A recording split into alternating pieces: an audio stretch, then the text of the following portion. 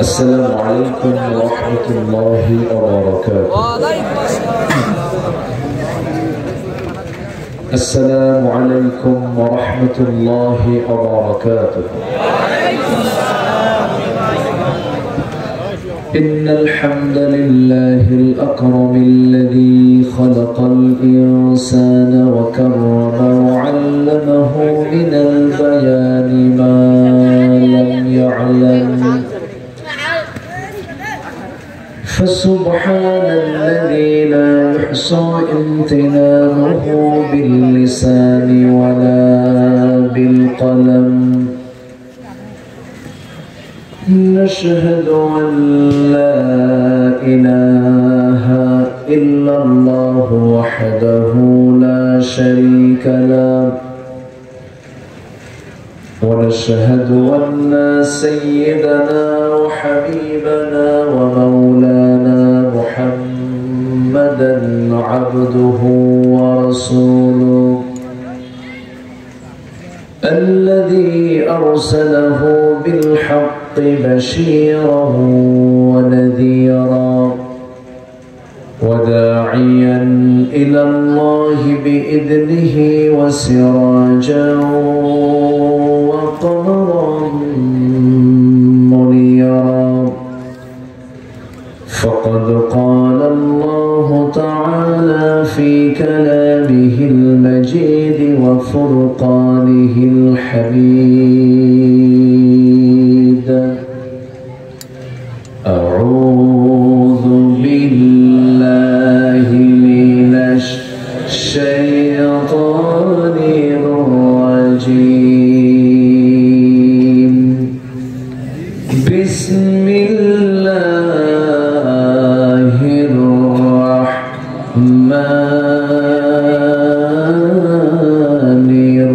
الرحيم.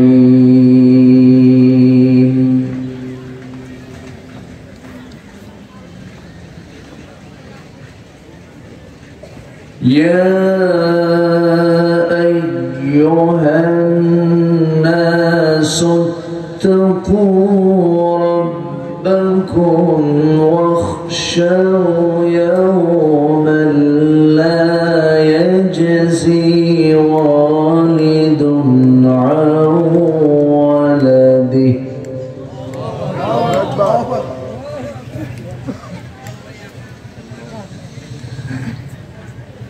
ولا مولود هو جاز عن والده شيئا.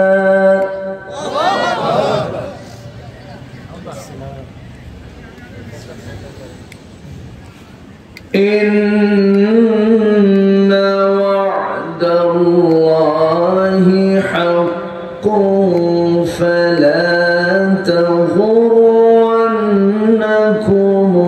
الحياة الدنيا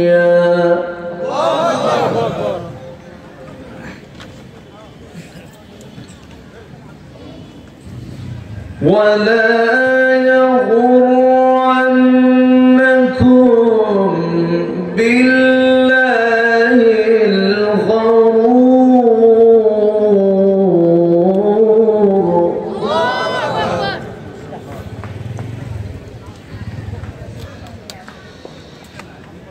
إن الله عنده علم الساعة وينزل الغيث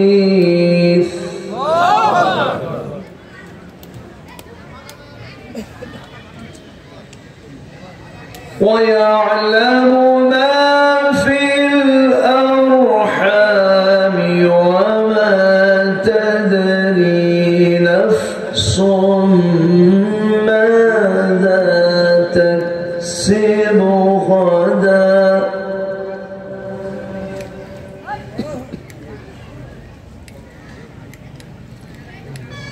وما تدري نفس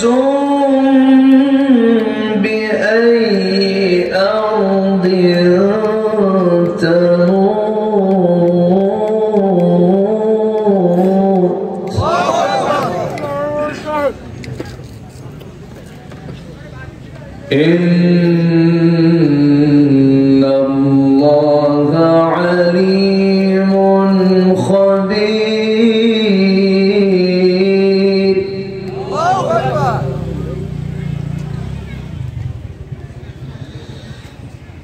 الله أكبر بسم الله الرحمن الرحيم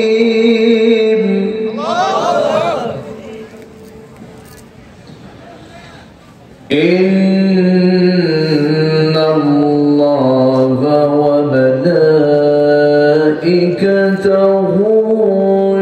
يصلون على النبي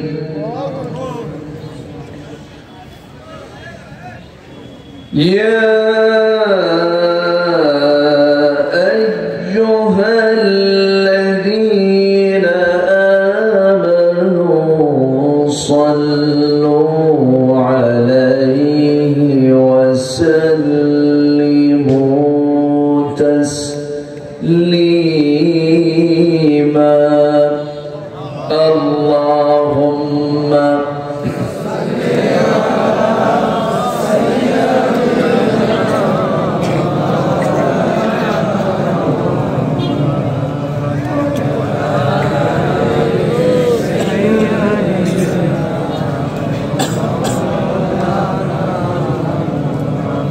একটু মোহাম্মত দিয়ে নবীর প্রেমে নতওয়ারা হয়ে জবান খুলে আওয়াজ দিয়ে সবাই বলুন আল্লাহুম্মা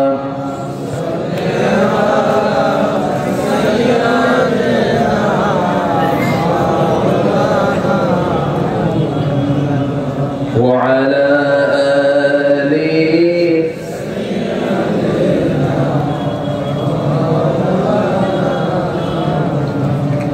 সবাই বলুন বালাগাল উলা বিকামালিহি কাশাফাত দুজা বিজামালিহি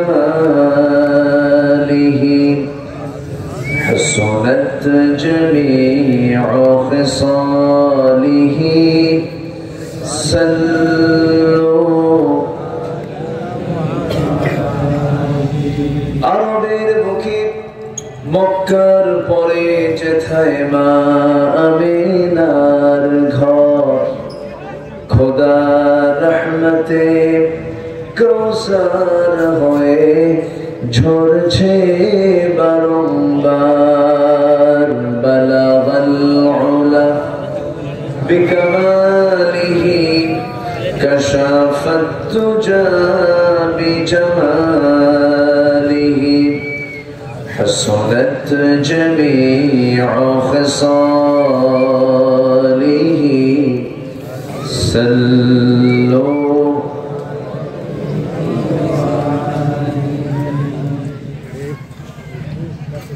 এটা নাটি না হুজুর কোন যাও এই হুজুর মানা করছে দাও বেজার করে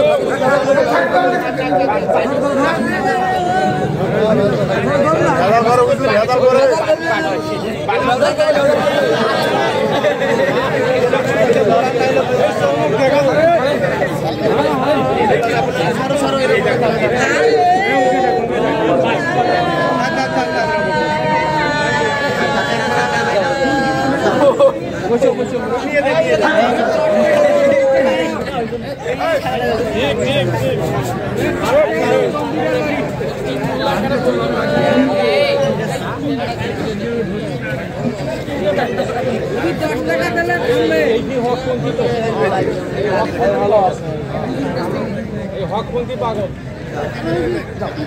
ও হুজুর আপনাকে টাকা দেবে হুজুর এই জন্য এলানি ঘুমের কাশি হুজুর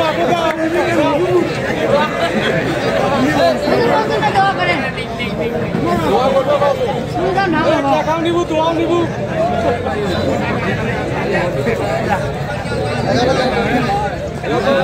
দেখালো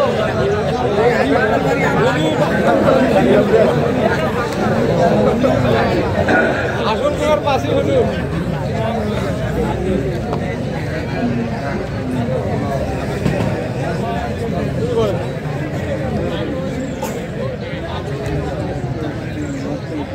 দেশের উত্তরাঞ্চলে রংপুর জেলার পীরগঞ্জ উপজেলার বেহবাদপুর জামিয়া রহমানিয়া হাফিজিয়া মাদ্রাসার হাফেজ ছাত্রদের দস্তারবন্দি উপলক্ষে আয়োজিত দিনের বেলা অনুষ্ঠিত ৮ম বার্ষিকী তাফসীরুল কোরআন মাহফিল ২০২৪। এই মহৎ আয়োজনের সম্মানিত সুযোগ্য সভাপতি জনাব হাসেন আলী মন্ডল, সহসভাপতি সৌদি প্রবাসী জনাব বদর ইসলাম, আজকের প্রোগ্রামের বরেণ্য প্রধান অতিথি এক্স পার্লামেন্টারিয়ান প্রেজেন্ট উপজেলা চেয়ারম্যান জনাব নূর মোহাম্মদ মন্ডল, আজকের বরেণ্য অতিথি আমার অত্যন্ত কাছের প্রিয় ভাই মাননীয় মেয়র শামীম ভাই সহ উপস্থিত হাজারাত উলামায়ে কেরাম, ফদল আইজাম, সুশীল সমাজ, জাতির শ্রেষ্ঠ সন্তান শিক্ষক মন্ডলী, জাতির বিবেক সাংবাদিক বৃন্দ, সামনে উপস্থিত দূরে কাছে বিভিন্ন স্থান থেকে ছুটে আসা কালেমার ঝান্ডাবাহী তাওহীদের পতাকাবাহী আমার প্রাণ প্রিয় সম্মানিত দ্বীনী ভাইরা, আড়ালে বসে আছেন শ্রদ্ধেয়া সম্মানিতা মা বোনেরা। আলোচনার সূচনায় আনুষ্ঠানিকতার মধ্য দিয়ে আমার পক্ষ থেকে আবারও দিল খোলা সালাম, আসসালামু আলাইকুম ওয়া রাহমাতুল্লাহি ওয়া বারাকাতুহু। সবাই কেমন আছেন? আমাকে প্রশ্ন করলেন? জি, আল্লাহ তাআলা আমাকে আপনার মতোই রেখেছেন। বলি আলহামদুলিল্লাহ। সাদ্দাম ভাই, আমার এবার কত বছর এখানে? 3 বার হয়েছে। যাক, এটা আমি মনে করি আমি আপনাদের পরিবারভুক্ত হয়ে গেছি, পরিবারের মতো হয়ে গেছি। আপনারা ভালোবাসেন বলে তো বারবার আসি। তারপরে এখানে একজন আমেরিকান প্রবাসী আছেন, কি যেন নাম ওনার? শিমুল ভাই। হ্যাঁ, শিমুল ভাই, উনি গত মাহফিলে মনে হয় একসাথে ছিলাম। তো যাই হোক, সব দিক থেকে আমার কাছে খুব প্রিয় মনে হয়েছে। আমি দুটো প্রোগ্রামকে মাইনাস করে আমার সাদ্দাম ভাই ফোন দিয়েছেন, চলে আসছি। খুশি হয়েছেন তো আপনারা? যে বলি আলহামদুলিল্লাহ, জোরে বলি আলহামদুলিল্লাহ, চিৎকার মেরে বলছে আল্লাহুম্মা ইন্নী আসআলুকা আল হুদা ওয়াত তুকা ওয়াল আফাফা ওয়াল গিনা।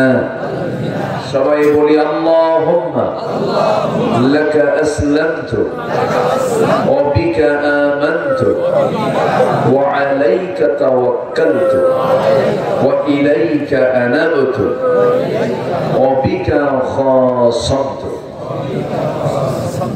মাইকটা ভালো এবার, আলহামদুলিল্লাহ। তো একটু বক্সে আমার কানে যেন আওয়াজটা একটু বেশি লাগে, একটু ব্যবস্থা করবেন। আপনার মাইক ভালো? আলহামদুলিল্লাহ। মাইক হলো ভালো, মুখে মুখে দাঁড়িয়ে দাঁড়িয়ে আসছে মনে হয়। নামাজ টামাজ হয়তো নাকি? জোরে নামাজ পড়ছেন? এই জোরে নামাজ পড়ছেন? কিছু কর, জোরে নামাজ পড়ছেন তো? যাক, বলি আলহামদুলিল্লাহ।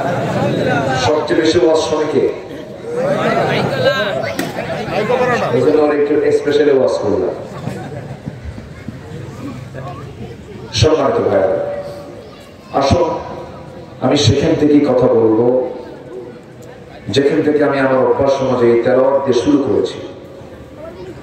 আমি আজকে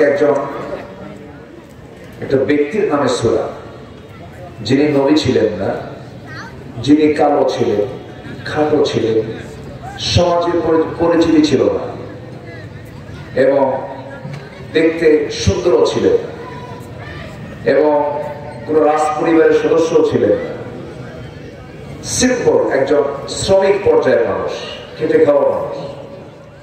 আল্লাহ তাআলা তাকে টেনে এনে কোরআনে তার নাম সহ একটা সূরার নামকরণ করলেন। জোরে বলি সুবহানাল্লাহ। তো আল্লাহ যাকে নির্বাচিত করেছেন অবশ্যই সাধারণ ব্যক্তি না মহান ব্যক্তি? মহান ব্যক্তি। সূরাতুল লোকমান থেকে আমি শেষ দিকের দুটো আয়াত আমি তেলাওয়াত করেছি।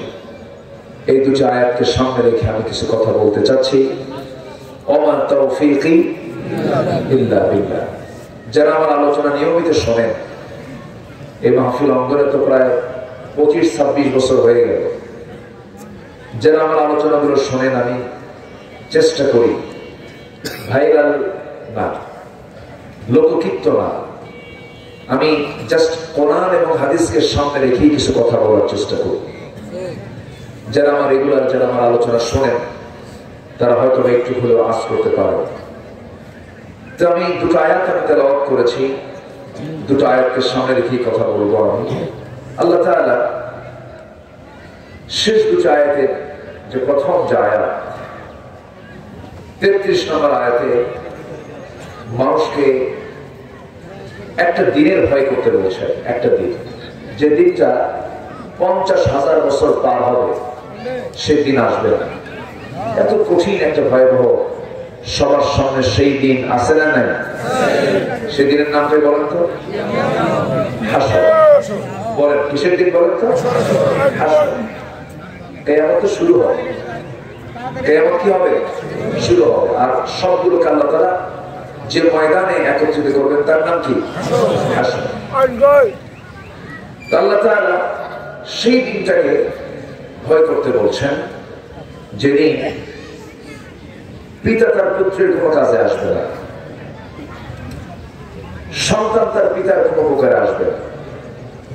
এবং আল্লাহ তাআলা এটাও বলছেন, দুনিয়ার জীবন যেন তোমাদেরকে কোনো ধোঁকার দিকে না নিয়ে যায়। আর ধোঁকাবাজ শয়তান তো আছে। ধোঁকাবাজ আছে না নাই? এখানেও কিন্তু আছে। শয়তান তো বীরগঞ্জে আসে না, আসতে পারে। তো শয়তান যদি জান্নাত চেয়ে, আমার আব্বা তো জান্নাতই ছিলেন, ব্যস্ত লাগাইছে গিয়ে শয়তান। শয়তান ফ্যাস লাগায়নি? আমরা তো জান্নাতই ছিলাম, তো আব্বাও ছিলেন আম্মাও ছিলেন। এই শয়তান যার মারছে ওখানে ফ্যাস। ফাযাল্লাহুমা শাইতান, দুজনকে শয়তান পরস্পরণ করে দিল। আল্লাহ বলেন, কুল্লা বিতু মিনহা জামিআ, যাও দুনিয়াতে চলে যাও, আমার হিদায়াতের কিতাব যাবে, এটাকে ফলো করবে, কোনো চিন্তা নাই, কোনো ভয় নেই। যেরকম সুবহানাল্লাহ।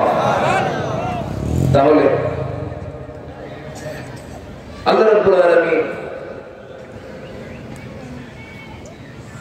সেই দিনকে ভয় করতে বলছেন, যে দিন কেউ কারো কোনো কাজে আসবে না। তাহলে এই যে আমরা দুনিয়ার জিন্দেগিতে ওর জন্য ব্যস্ত, ওর জন্য ব্যস্ত, নেতার জন্য কর্মী ব্যস্ত, কর্মীর জন্য নেতা ব্যস্ত, ছেলের জন্য বাপ ব্যস্ত, বাবার জন্য ছেলে ব্যস্ত, এই যে ব্যস্ততা, আসলে কি এগুলো কোন আমার কাজে আসবে? আসতে বলবে না, কাজে আসবে? আসবে। আসবে হলো কার ভয়? আসতে বলবেন না, কার ভয়? ভাই বলা ইকো রিফার বেশি দিয়ে না, শুধু সাউন্ড ক্লিয়ার করলে হবে। বেশি সাজলে পরে যে মহিলা বেশি সাজে ভালো লাগে, সিম্পল সাজাই ভালো, বেশি দিয়ে না, আপনি জাস্ট সিম্পল করে দেন। সম্মানিত ভাইরা, তাহলে আমার কাজে আসবে হলো একটাই, সেটা হলো আমি যদি ভয় করতে পারি কাকে? আল্লাহ। এটা ফার্স্ট আয়াত। আর সেকেন্ড আয়াত আল্লাহ তাআলা নিজের পরিচয় দিয়ে বলছেন, বান্দা সমস্ত খবর কিন্তু আমার কাছে। ওই আবহাওয়া অফিস বলো, আর ক্লিনিক বলো, আর তুমি কি কামাই করবে, তোমার জীবনযাত্রা কি, আর তোমার মরণ কোথায় হবে, এই সমস্ত খবর কিন্তু পৃথিবীর কেউ দিতে পারবে না অ্যাকুরেট। যা প্রকৃত খবর দিবেন তিনি আমার কে? আসতে বলবেন না, তিনি আমার কে? আল্লাহ তাআলা। আল্লাহ ছাড়া এই সমস্ত খবর কেউ দিতে পারে না। আল্লাহর কাছে 5টা বিষয়ের জ্ঞান একমাত্র আল্লাহই জানেন। আল্লাহ ছাড়া এই 5টা বিষয়ের জ্ঞান মূলত কারোই জানা নাই। এটাও বলে দিলেন কে? আল্লাহ তাআলা।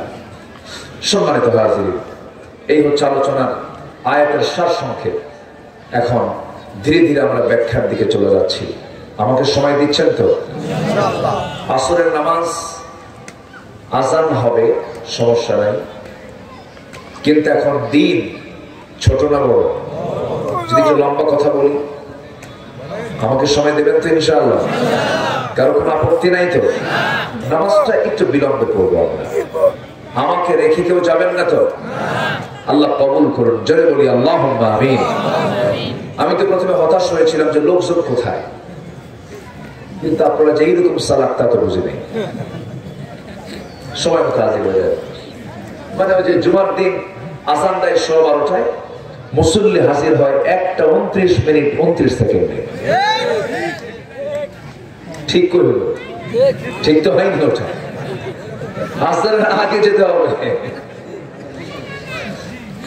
আজানের আগে যেতে হবে। যে জুমার দিন সবার আগে আসে, সহিহ হাদিসের বর্ণনা, সবার আগে যে মসজিদে ঢোকে আল্লাহ তাআলা তাকে একটা উট কুরবানির সওয়াব দিয়ে দেন, সবার আগে যে যায়। তাহলে ছোটখাটো কিন্তু সওয়াব না। যারা মাহফিল আগে আসছেন তাদের সওয়াব কি পরে আসার চাইতে, পরে যারা আসছে তাদের চাইতে সওয়াব কম হবে না বেশি হবে? বেশি হবে, এটাই স্বাভাবিক। সম্মানিত ভাইরা, আমি মূল আয়াতের দিকে আস্তে আস্তে চলে যাচ্ছি। লোকমান তার জীবন নিয়ে আজকে আমার আলোচনার মূল সাবজেক্ট না, তবে লোকমান ইসলামের নামটা আল্লাহ তাআলা কোরআনে উল্লেখ করেছেন কেন, এবং তাকে বলা হলো, আচ্ছা লোকমান, আল্লাহ তোমার দাম এত দিলেন কেন? তুমি তো সাধারণ শ্রমিক মানুষ, সমাজে তোমার পরিচিতি নাই, তোমার নামটা আল্লাহ তাআলা হাইলাইট করলেন কেন? তাকে প্রশ্ন করা হলো। তিনি বললেন, আমার ভিতরে আমি 2টা জিনিস সবসময় লালন করি। আমার মনে হয় এই 2টা জিনিসের কারণে আল্লাহ রাব্বুল আলামিন আমার মর্যাদা এত বাড়ায় দিয়েছেন। নাম্বার ওয়ান হলো জীবনে আমার জিহ্বা দিয়ে আমি কখনো মিথ্যা কথা বলি না। আর নাম্বার 2 হলো আমি লোকমান, আমি কখনো অপ্রাসঙ্গিক অপ্রয়োজনীয় কথাও মুখ থেকে কখনো বের করি না, অতিরিক্ত কথা বলি না এবং মিথ্যা কথা বলি না। এই 2টা স্বভাব তো এই জাতির মধ্যে সবচাইতে বেশি। বেশি সত্য কথা বলে। কাপড় কিনতে গেছেন, ভাই এটা কত দাম দেওয়া যায়? এত দাম দিলে হয় না। ভাই কেনাই নাই আমার, আছে কিনা? কেনাই নাই।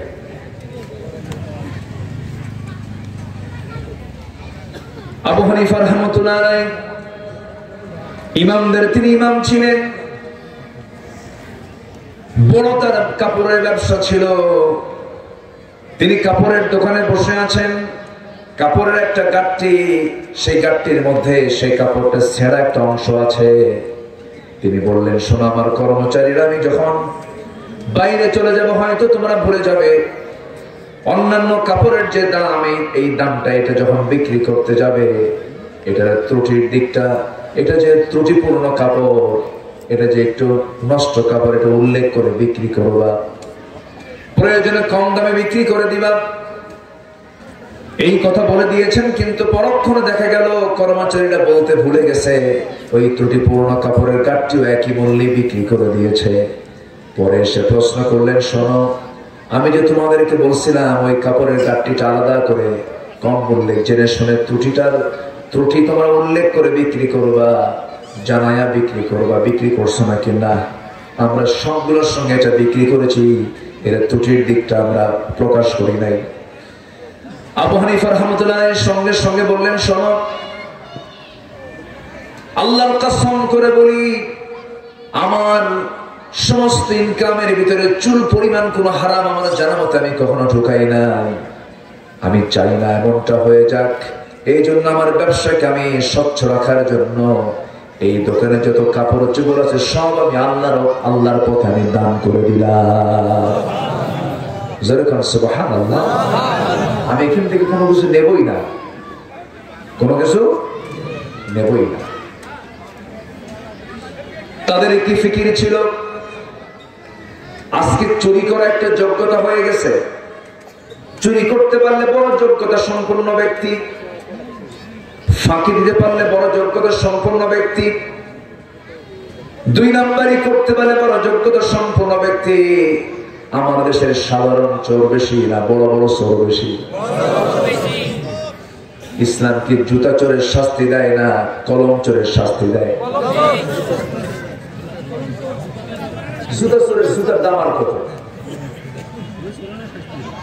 আমার বন্ধুগণ, ওই চোরের তো শাস্তি ইসলাম দেবে না যে চোর চুরি করতে গিয়েছে তার মৌলিক চাহিদা পূরণ করার জন্য অন্ন, বস্ত্র, শিক্ষা, বাসস্থান, চিকিৎসা, এই মৌলিক চাহিদা পূরণ করতে গিয়ে অভাবে পড়ে যদি কেউ চুরি করে ফেলে, হয়তো হঠাৎ করে হয়ে গেছে, তার শাস্তি ইসলাম দেবে না। ইসলাম শাস্তি দেবে তার যে অভাবী চোর না স্বভাবী চোর। বলেন কি চোর? স্বভাবী চোর। আমার দেশে সম্পদ কি কম? অনেক সম্পদ। আমি বিশ্বের বহু দেশ সফর করেছি, ঘুরে ফিরে দেখেছি। আমি এখানকার একটা আম গাছ, কলা গাছ, এটাকে বড় করতে তেমন অর্থ খরচ হয় না। আপনি যদি এই আম গাছ আর কলা গাছটা যদি কাতার নামক একটা দেশ আছে, গত সেপ্টেম্বর আমি গিয়েছিলাম, এরকম একটা আম গাছ আর কলা গাছ যদি আপনি ওটাকে তুলতে চান ওই দেশে, লক্ষ লক্ষ টাকা শুধু গাছ বানাতে খরচ হবে। আর আমার দেশের মাটি এমন মাটি, যা দেবেন তাই হয়। জোরে বলি সুবহানাল্লাহ। আমি যদি বলি আরবের যে সোনা আছে, আমি তো মনে করি আমার দেশের মাটি সোনার চেয়েও খাঁটি। জোরে বলি সুবহানাল্লাহ। কি নাই এদেশে? সবই ছিল, সবই আছে। কিন্তু মাছ মারতে গেছি আমি দরিয়ায়, নদীতে, কিন্তু মাছ জাল থেকে মেরে তুললাম, কিন্তু যে পাত্রে রাখবো আমি, সেই পাত্রের তলা নেই। কি নেই? খাবই কয় না কি বাইরে রাখায়? হ্যাঁ, কি করে? খলাই আছে, খলার কি নেই? তলা নেই। মাছ থাকবে? থাকবে।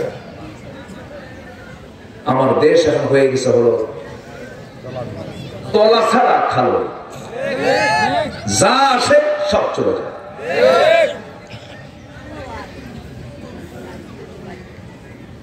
কার ভয় নাই?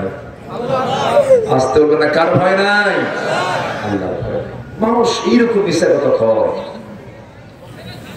মানে যেমন মানে নেতারা তেমন কর্মীরা, সব মিশা কথা। আসতে কয় কথা বলে কিনা, মিথ্যা কথা বলে কিনা?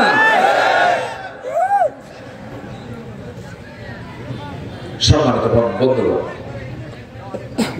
হ্যাঁ, এই পিছনে বাইরে কথা বলে কারা? জি, সম্মানিত ভাইরা।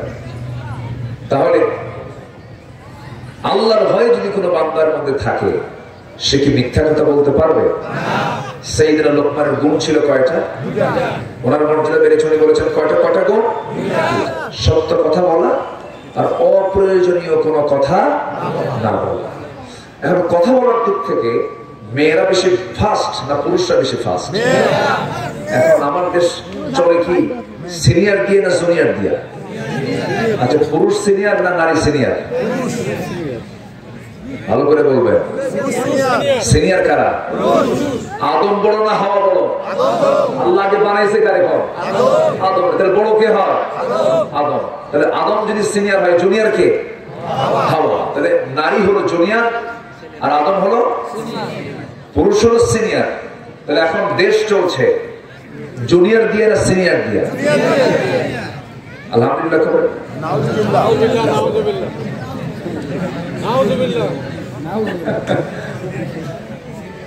কষ্ট পাচ্ছেন নাকি আপনারা? জুনিয়র দিয়া, এবং তাদের বুদ্ধিও কম। মেডিকেল সায়েন্স বলছে পুরুষের ব্রেনের সেল হলো 49টা, মেয়েদের ব্রেনের সেল হলো 39টা। কম কয়টা? 10টা কম। আচ্ছা, পুরুষরা বেশি কথা বলে না মেয়েরা বেশি কথা বলে? এক কথা বারবার বলার অভ্যাস কাদের বেশি? মেয়েদের। তাহলে বলেন, যারা বেশি কথা বলবে ভুল কম হয় না বেশি হয়? এই জন্য বেশি হয়। কথা কি বুঝতেছেন আপনারা?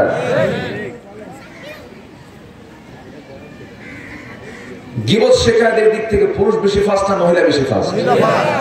দুজন মহিলা এক জায়গায় হয়ে কথা বলবে না, এর চাইতে মিথ্যা কথা আছে জমিনে? পুরুষ মানুষ পাশাপাশি বসলে কথা নাও হতে পারে, হয়তো চাওয়াচাই হবে, চোখাচুকি হবে, কিন্তু দুই মহিলা পাশাপাশি বসে গল্প করবে না, এর চাইতে বড় মিথ্যা কথা আল্লাহর জমিনে আর নাই। কথা বলবে, এটা মেয়েদের স্বভাব। মেয়েরা কথা বলে সারাদিন 5000 শব্দ, আর পুরুষ কথা বলে 2000 শব্দ। কয় হাজার বেশি? বেগুন যদি পোকা বেগুন কিনে নিয়ে যান বাড়িতে, ধরেন বৃষ্টিকালের বেগুন কিনছেন, আর এই পোকা বেগুন কিনে যদি বাড়িতে বইয়ের হাতে দেওয়ার পর বউ যদি বটি দিয়ে কুটতে নিয়ে দেখে পোকা বেগুন, ওই পোকা বেগুনের তফসির শুরু হবে ওই সময় থেকে একটানা 3 ঘন্টা। আমি কি ভুল বলতেছি? সংসার শেষ করে দিলে, টাকা পয়সা শেষ করে দিলে, 3 ঘন্টায় ওয়াজ শুনতে হবে। আপনার রাগ করা যাবে না, হেসে হেসে শুধু শুনতে হবে। উপায় তো নাই। উপায় আছে?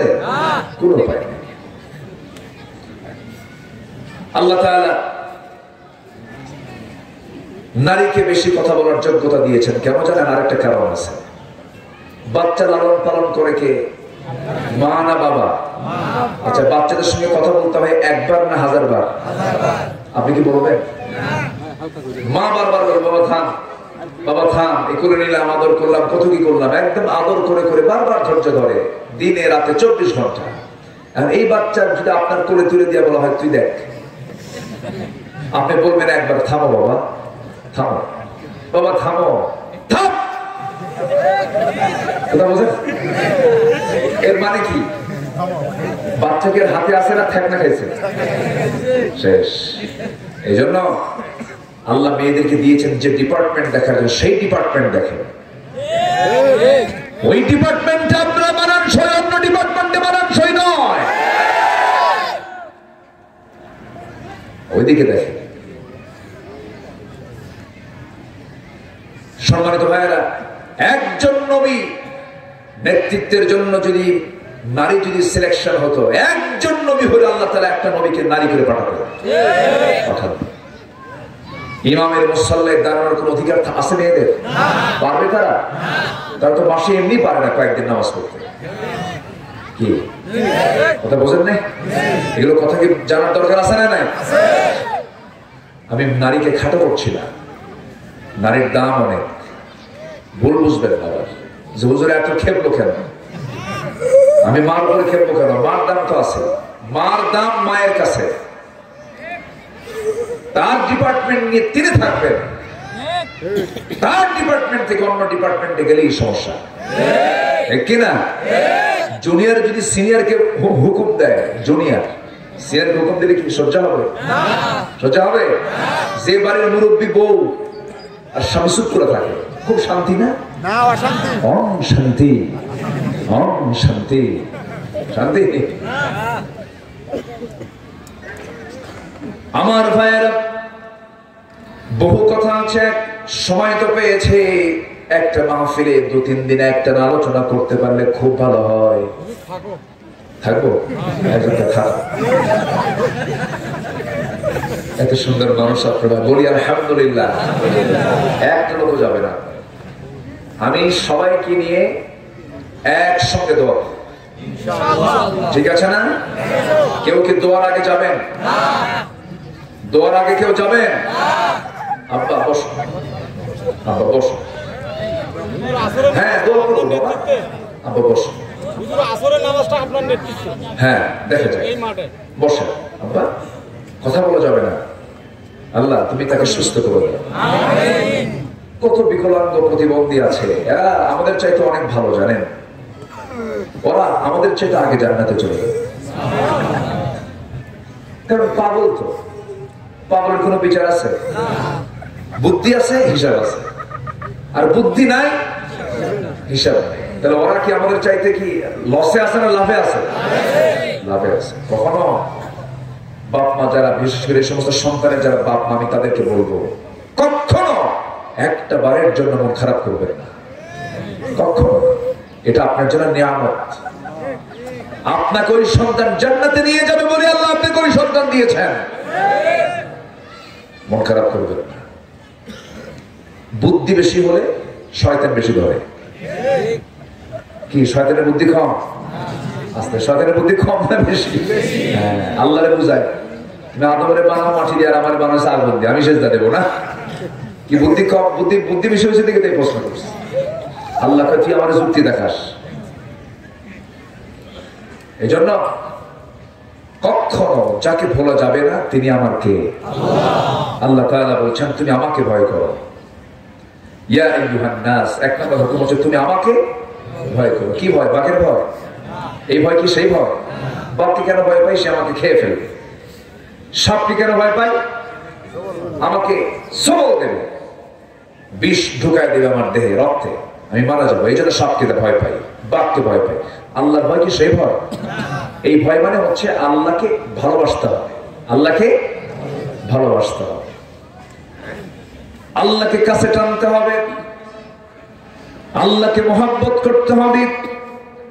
এই জীবনে কেউ আমার আপন না, কেউ আমার চুল পরিমাণ কোনো উপকারে আসবে না।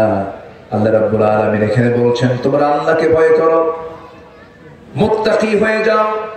মুত্তাকি হওয়ার জন্য সামনে একটা মাস আসতেছে, সেই মাসের নামটা কি বলেন? আর এই মাসের নামটা কি বলেন? শাবান। এই শাবান মাসের 14 তারিখ দিবগত রাত্রি আমাকে ভাইজান বলেছেন আপনি একটু হালকা ইঙ্গিত দিয়ে দিবেন।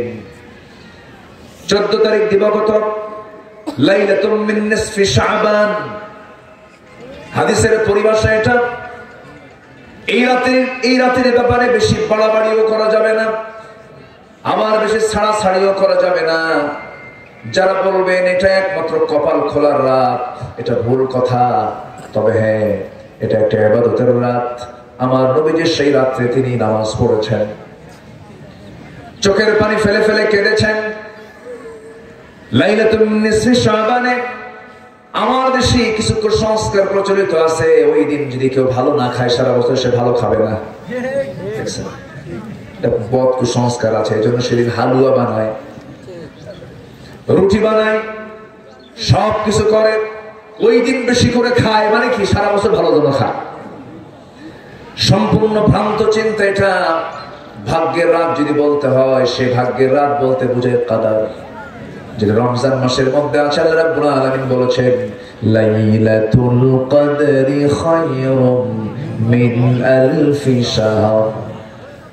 লাইলাতুল কদর হলো 83 বছরের 6 মাস ইবাদত করলে যে সওয়াব হবে একটা না, তার চাইতে বেশি সওয়াব হবে আল্লাহ রাব্বুল আলামিন ওই রাতের ইবাদত যদি কারো কবুল করে নেয়। এই জন্য রাসূল বলেছেন আল্লাহুম্মা বারিক লানা ফি রজব ওয়া শাবান ওয়াবাল্লিগনা রমাদান। আল্লাহ তাআলা রজব শাবানের বরকত দিয়ে দাও, রমজান পর্যন্ত হায়াত বাড়ায় দাও। আমার নবীজি রমজান বাদে যে মাসে সবচেয়ে বেশি রোজা রেখেছেন সেই মাসের নাম হলো শাবান মাস। সবচেয়ে বেশি রোজা রেখেছেন, প্রস্তুতি নিয়েছেন আগের থেকে। কারণ রমজান হলো এমন একটা মাসের নাম, যে ব্যক্তি রমজান পেল নিজের জীবনের গুনাহ মাফ করে নিতে পারলো না, তার ধ্বংস হয়ে যাক। অর্থাৎ রমজান মাস একটা চান্স। এই মাসে আমরা ভালো হয়ে যাব। জোরে বলি ইনশাআল্লাহ, আরো জোরে বলি ইনশাআল্লাহ। আমার বন্ধুগণ, আবার আমার দেশে এমনও কিছু লোক আছে সারা বছর আকাম কুকাম কইরা রমজান মাসে ভালো হয়, আছে না? রমজান মাসে ভালো হয়ে যায়, চলে যায় হুজুরকে ভাড়া করে নিয়ে চলে যায় সৌদি আরব, মক্কা মদিনায় নামাজ পড়ে। মক্কায় নামাজ পড়লে পরে 1 লক্ষ রাকাত সওয়াবের 1 লক্ষ গুণ সওয়াব বেশি পাওয়া যায়। নামাজে দাঁড়ায় যায়, হুজুরকে বলে হুজুর এমন দোয়া দিবেন সারা বছর তো নামাজ পড়ি নাই, এই মাসে সব কাজা উসুল করতে হবে। আছে কিন্তু এরকম, আছে না? এই মাসে সব ইবাদত করে নেব। হুজুর আপনি আমার জন্য এমন দোয়া করবেন, এক দোয়ায় যেন জান্নাত পার হয়ে জাহান্নামে যায়। যা তুই জাহান্নামে। সারা মাস মক্কায় থাকে, ওই জমজম টাওয়ারে থাকে, টাকা পয়সা কমাব না, আকাম কুকাম করে টাকা পয়সা বানাইছে। ওমরা টোমরা কইরা একদম সুন্দর দাড়ি টাড়ি নিয়ে দেশে আসলো। ঈদের দিন পার হলো, ঈদের রাত্রেবেলা 3 বোতল মদ খায় সিটে পড়ে আছে। আছে না নাই? এটার নাম মুসলমান নয়। এটার নাম মুসলমান নয়। আমার দেশে ওই রকম মার্কা কিছু লোক আছে, এক বেচারি কোরবানির আগের জুমায় গেছে মসজিদে নামাজ পড়তে, জুমার খুতবা খতিব দিচ্ছেন। জুমার আগে কি কোরবানির আগের জুমার খুতবায় কিসের আলোচনা হয়? কোরবানি। কোরবানির এই আলোচনা শুনি না, এই বেচারি চোর ভাবতেছে আমাকে যেমন করে হোক কোরবানি দিতেই হবে, প্রয়োজনে চুরি করে হলো, চুরি করে গরু কিনে আনছে।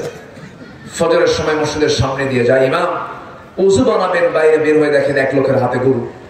ফজরের সময় তোমার হাতে গরু, এই সময় অবেলা গরু কেন? হুজুর এটা তো আপনি আপনার জন্য হয়েছে। কামার জন্য মানে? আপনি এমন খুতবা দিচ্ছেন কুরবানির উপরে, আমি কি কুরবানি না দিয়ে থাকতে পারি? এটা গরু চুরি করে আনছে। ইমাম বলল আমি কি তোমার চুরি করতে গেছি?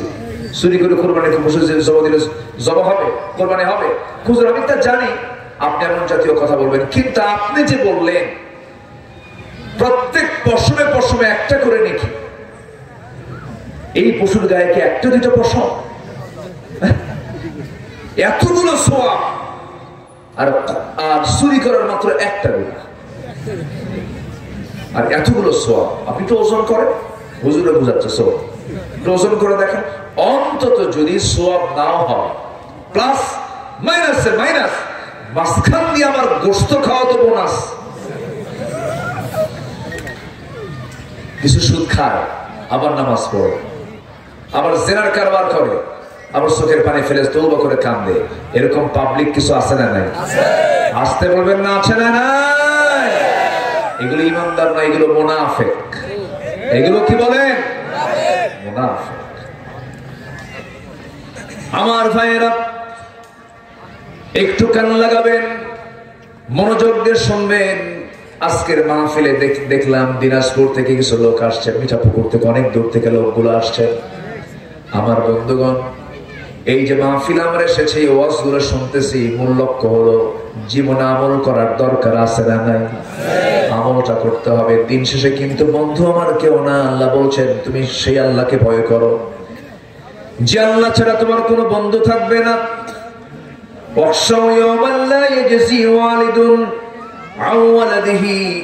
যেদিন কোন পিতা তার পুত্রে কোনো কাজে আসবে না, পুত্র তার পিতার কোনো কাজে আসবে না। যে পিতা তার সন্তানের জন্য সব কিছুকে রক্তকে পানি বানায় ফেলে, সেই পিতা পর্যন্ত তার ছেলেকে ভুলে যাবে। এত জটিল একটা দিন সবার সামনে পড়ে আছে। তাই যদি না হয় আমার বন্ধুগণ, সেই দিন একমাত্র সবচেয়ে বড় পরিচয় হবে আমার আল্লাহর সঙ্গে বান্দার পরিচয়। তাই যদি না হয়, আমরা একটু মনোযোগ দিয়ে কথাটা শুনি। ইব্রাহিম আলাইহিস সালামের নাম তো সবাই শুনছি আমরা। আমাদের জাতির পিতাকে আরো জোরে, আরো জোরে আবার বলেন। ভুল হবে না তো? ভুল হবে না তো? এটা যদি কোনো পেস্ট না লাগে, বারবার বলে দিলাম এই জন্য যেন এটা ঠিক থাকে। জাতির পিতা কোনো জোর করে চাপিয়ে দেওয়ার বিষয় নয়। জাতির পিতা হলো সিলেকশন। কে সিলেকশন দিয়েছেন? সূরা হজের শেষ আয়াত বাড়িতে গিয়ে পড়বেন। সূরা হজের শেষ আয়াত একদম ক্লিয়ার করে বলা আছে। ইব্রাহিম আলাইহিস সালাম যার ঘরে জন্ম নিয়েছেন, সেই লোকটা হলো মুশরিক। সে নিজে মূর্তি বানাতো, রব তৈরি করতো, রব নিজেই বানাতো, আর রব বেঁচে খেত। এমন রব নিজের হাতে বানায়, আবার বেঁচে ও জীবিকা নির্বাহ করে, এমন রব। তার ঘরের সন্তান হলো ইব্রাহিম আলাইহিস সালাম। একজন মূর্তি পুজো করে ছেলে ইব্রাহিম, উনি মূর্তি ভাঙেন। আর ইব্রাহিমের সন্তান আজকে মূর্তি বানায়। আসতে বলবেন না, জোরে বলুন ঠিক কিনা? আমি আবার অন্য ধর্মের ভাইদের মূর্তির বিরুদ্ধে কিন্তু কথা বলতে আসি না, উল্টা বুঝবেন না। কথাগুলো তো খুব স্পষ্টতা, কোন দিকে কোন প্যাস ইউটিউব লাগায় দেয় আল্লাহ জানে। এই জন্য কথাটা আবার ভেঙে দিই, আবার পাশে সাবধান ভাবে বিপদে পড়ে যাবে। যে কারে নিয়ে এসে মাহফিল করেছো, এই এলাকায় মূর্তি টুর্তি ভাঙতে অর্ডার দিয়ে গেছে না। হিন্দু ভাইরা তাদের মূর্তি বানাবেন, তাদের মন্দিরে তারা কি করবেন, তারা যা করে করুক, এটা নিয়ে আমাদের কোনো হেডেক। বরঞ্চ তাদের ধর্মীয় চর্চার কাছে আমরা কোনো বাধা দিতে পারি, তাদের কোনো মূর্তিকেও গালি দিতে পারি। অসম্ভব। ইসলাম এটা ওদেরকে মুক্ত করে দিয়েছে, স্বাধীন করে দিয়েছে। ওরা যা বলে করুক, জোর করে চাপিয়ে দেওয়া যাবে না, প্রেশার দেওয়া যাবে না। সম্মানিত ভাইয়েরা, কিন্তু তুমি মুসলমান মূর্তি বানাবা, তুমি মুসলমান কবরের সামনে গিয়ে তুমি সেজদা দিবা, তুমি মুসলমান তুমি মূর্তি বানায়া ছবির সামনে তুমি সেজদা দিবা, তোমার ঈমান নাই, তুমি মুশরিক হয়ে গেছো। আছে না নাই? আসতে বলবেন না, আছে না নাই? আচ্ছা, আমি তাদের ব্যাপারে কথা বলছি। বড় আফসোসের বিষয়, সেই দিন ইব্রাহিম আলাইহিস সালাম হাসরের ময়দানে তার আব্বার কোনো কাজ করতে পারবেন তিনি? আসতে বলে পারবেন? পারবেন। কেন? নবী না, নবীর বাপ তো পারবেন কি নাই? আসতে বলেন কি নাই বলেন?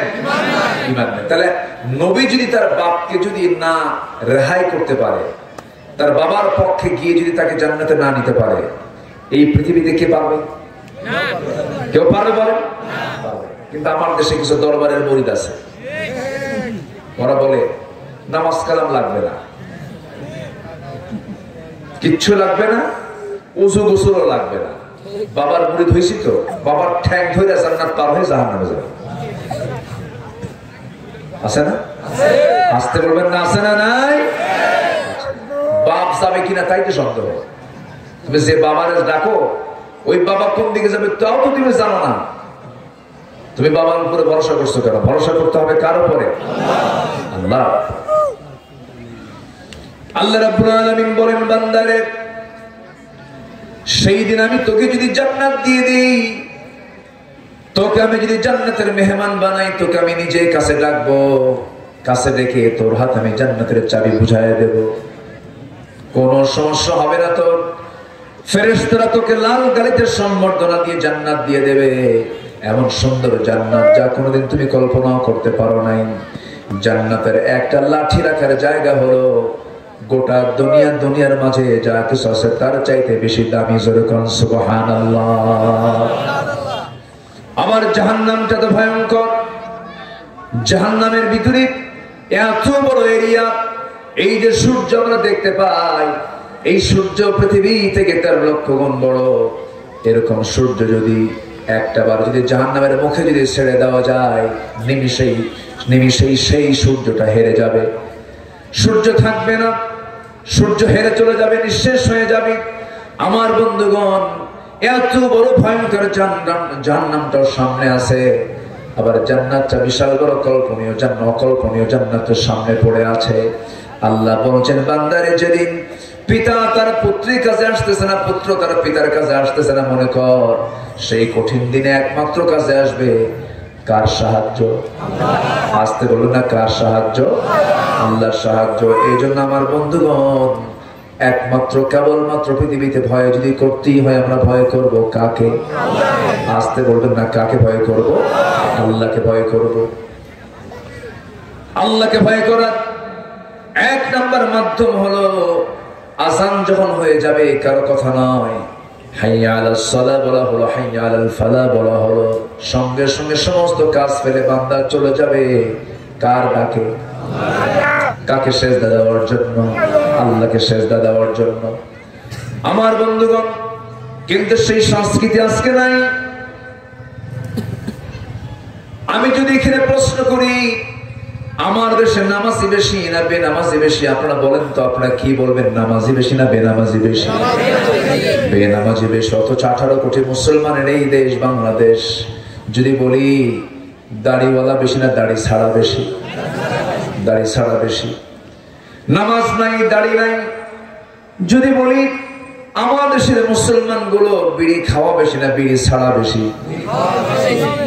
আবার মাহফিলে এসে প্রশ্ন করলো, বিড়ি খাওয়া কি জায়েজ আছে নাকি? মানে চেষ্টায় থাকেন যে জায়েজ করা যায় কেমনে? আছে না? আরেকটা প্রশ্ন করব, যদি বলি আল্লাহ তাআলা আমাকে আপনাকে চিঠি দিয়েছেন, এটা কার চিঠি বলেন? আল্লাহর চিঠি দিয়েছেন। কাকে? আমাকে আপনাকে দিয়েছেন। আল্লাহ বললেন, আমি তোকে এই চিঠিখানা দিলাম, চিঠিখানা ভালো করে পড়, প্রশ্নোত্তর গুলো রেডি কর, ইন্টারভিউ আছে কবরে। ইন্টারভিউ আছে না? কবর ইন্টারভিউ আছে। দুনিয়ার বিসিএস ক্যাডার হতে গেলে কত রিটেন পরীক্ষা দিতে হয়, ভাইবা পরীক্ষা দিতে হয়। আল্লাহ বলছেন বান্দারে আমি তোকে কবরের ভিতরে তোকে ভাইবা বোর্ডে নিব, 3টা প্রশ্ন করবো। এই 3টা প্রশ্নের জবাব তোর দেওয়ার জন্য এই কোরআনটা জানতে হবে এবং মানতে হবে। দুনিয়ার বিসিএস ভাইবা বোর্ডে আপনি যা প্রশ্ন করবেন তা না মানলে উত্তর দিলে আপনার চাকরি হয়ে যেতে পারে। কিন্তু আল্লাহ বলছেন বান্দারে আমি তোকে এমন পড়া পড়তে দিছি, শুধু পড়লেই হবে না, পড়তেও হবে, মানতেও হবে, আমলও করতে হবে। এই কোরআন যদি পড়তে পারিস, মানতে পারিস বান্দা, সেই দিন 3টা প্রশ্নের জবাব দেওয়ার জন্য তোর দরকার নাই, আমি আল্লাহ নিজেই যথেষ্ট হয়ে যাবো। যেরকম সুবহানাল্লাহ। কষ্ট পাচ্ছেন? কিন্তু যদি প্রশ্ন করি কোরআন পড়ার মানুষ আমার দেশে কম না বেশি? কম। কোরআন পড়তেই পারে না, কোরআন পড়তেই পারে না। অথচ কোরআন নিচে বলতেছে যে কোরআন আমাকে সহি করে পড়ে না তার প্রতি আল্লাহর লানত, আল্লাহর অভিশাপ। আজকে 2টা ছেলে না, 2জন ছেলেটার সম্পদ বের হলো মাদ্রাসা থেকে, বলেন আলহামদুলিল্লাহ। এগুলো যে কত কাজে আসবে একদিন জানেন? কি যে কাজে আসবে একদিন কল্পনার বাইরে। আমরা কম চিন্তা করি, কম চিন্তার বিভরে আমরা চলে যাচ্ছি। এই 2টা সন্তান যে আজকে হাফেজ হলো, যার বাড়িতে খাইছে, বলেন যার বাড়িতে খাইছে, যে শিক্ষক শিক্ষকতা করেছেন, যে কমিটি পরিচালনা করেছেন, সবার কাছে এটার প্রাপ্তি আছে না নাই? আসতে বলবেন না, আছে না নাই? আচ্ছা, এই হাফেজ কোরআন কত দাম এদের, কত সম্মান এদের। আমি গত রমজানে গিয়েছিলাম দুবাই। সেই সময় আন্তর্জাতিক কম্পিটিশন হচ্ছে তেলাওয়াতের, এই হিপস কম্পিটিশন। তো আমার বাংলাদেশ থেকে সালে আহমদ তাকরিম যে আছে না, ও চলে গেছে। তো আমি সেই মিটিং এ ছিলাম। তো যেদিন ফলাফল ঘোষণা, সেদিন দুবাইয়ের একটা বিখ্যাত হল, ওটা ওয়ার্ল্ড ওয়াইড, সেখানে দুবাইয়ের রাজপুত্র সেখানে আসছে এই পুরস্কার দেওয়ার জন্য। 110টি দেশ, এর মধ্যে 10 জনকে তারা সিলেকশন দিয়েছে। তো যখন নাম ঘোষণা করে তখন আগে 10 থেকে শুরু করে, 10 অমুক দেশ, 9, 8, 7, 6, 5, 4, বাংলাদেশের মধ্যে নাই। তো ভাবলাম যাক তাহলে 3-এর মধ্যে, এর মধ্যে থাকবে। তো 3-এও নেই, 2-এও বাংলাদেশ নাই। একদম সবার শেষে নাম আসলে 1 নম্বরে বাংলাদেশ। কোন মাদ্রাসা বলেন তো? এই যে এই মাদ্রাসা, এগুলো মাদ্রাসা। কেউ তো আলহামদুলিল্লাহ বললেন? জোরে বলি আলহামদুলিল্লাহ। এই মাদ্রাসা থেকে, এই সমস্ত মাদ্রাসা থেকে। সম্মানিত ভাইয়েরা, আপনার সন্তানকে আপনি যা বানান কোন সমস্যা নেই। আপনার সন্তান জজ হোক, ব্যারিস্টার হোক, এসপি হোক, ডিসি হোক, যা হয় হোক, এমপি হোক, মন্ত্রী হোক, কিন্তু কোরআনটা আপনাকে ঢুকায় দেন। কোরআন, এই কোরআনটা আপনি ঢুকায় দিবেন, আপনার সন্তান যেখানেই যাক না কেন ও খারাপ হবে না। যেরকম সুবহানাল্লাহ, যেরকম সুবহানাল্লাহ। আগে কোরআনটা দিয়ে দিবেন। যে সিনার ভিতরে কোরআন 30 পারা থাকে, পৃথিবীর সকল জ্ঞান অর্জন করতে পারবে, কোন সমস্যা হবে না। বলি আলহামদুলিল্লাহ। তাহলে আমি সবার কাছে একটা দাবি রাখলাম, প্রত্যেক পিতা তার সন্তানকে কোথায় দিবেন বলেন? আওয়াজ আসতে হয়ে গেছে, আরো জোরে বলেন। প্রথম হবে হাফেজ। প্রথম কি হবে? হাফেজ। আমি আমার পরিবারে, জি হ্যাঁ আলহামদুলিল্লাহ, আমি আমার পরিবারে ঘোষণা দিয়েছি, আমার পরিবারে আমি বলে দিয়েছি যে আমার পরিবারের সকল সদস্যের 1 নম্বর যোগ্যতা হতে হবে, সেটা হলো তাদেরকে হাফেজ হতে হবে। কি হতে হবে? হাফেজ হতে হবে। জি আসেন, আমাদের সহসভাপতি সব না, বদল ভাই আসেন। আলহামদুলিল্লাহ।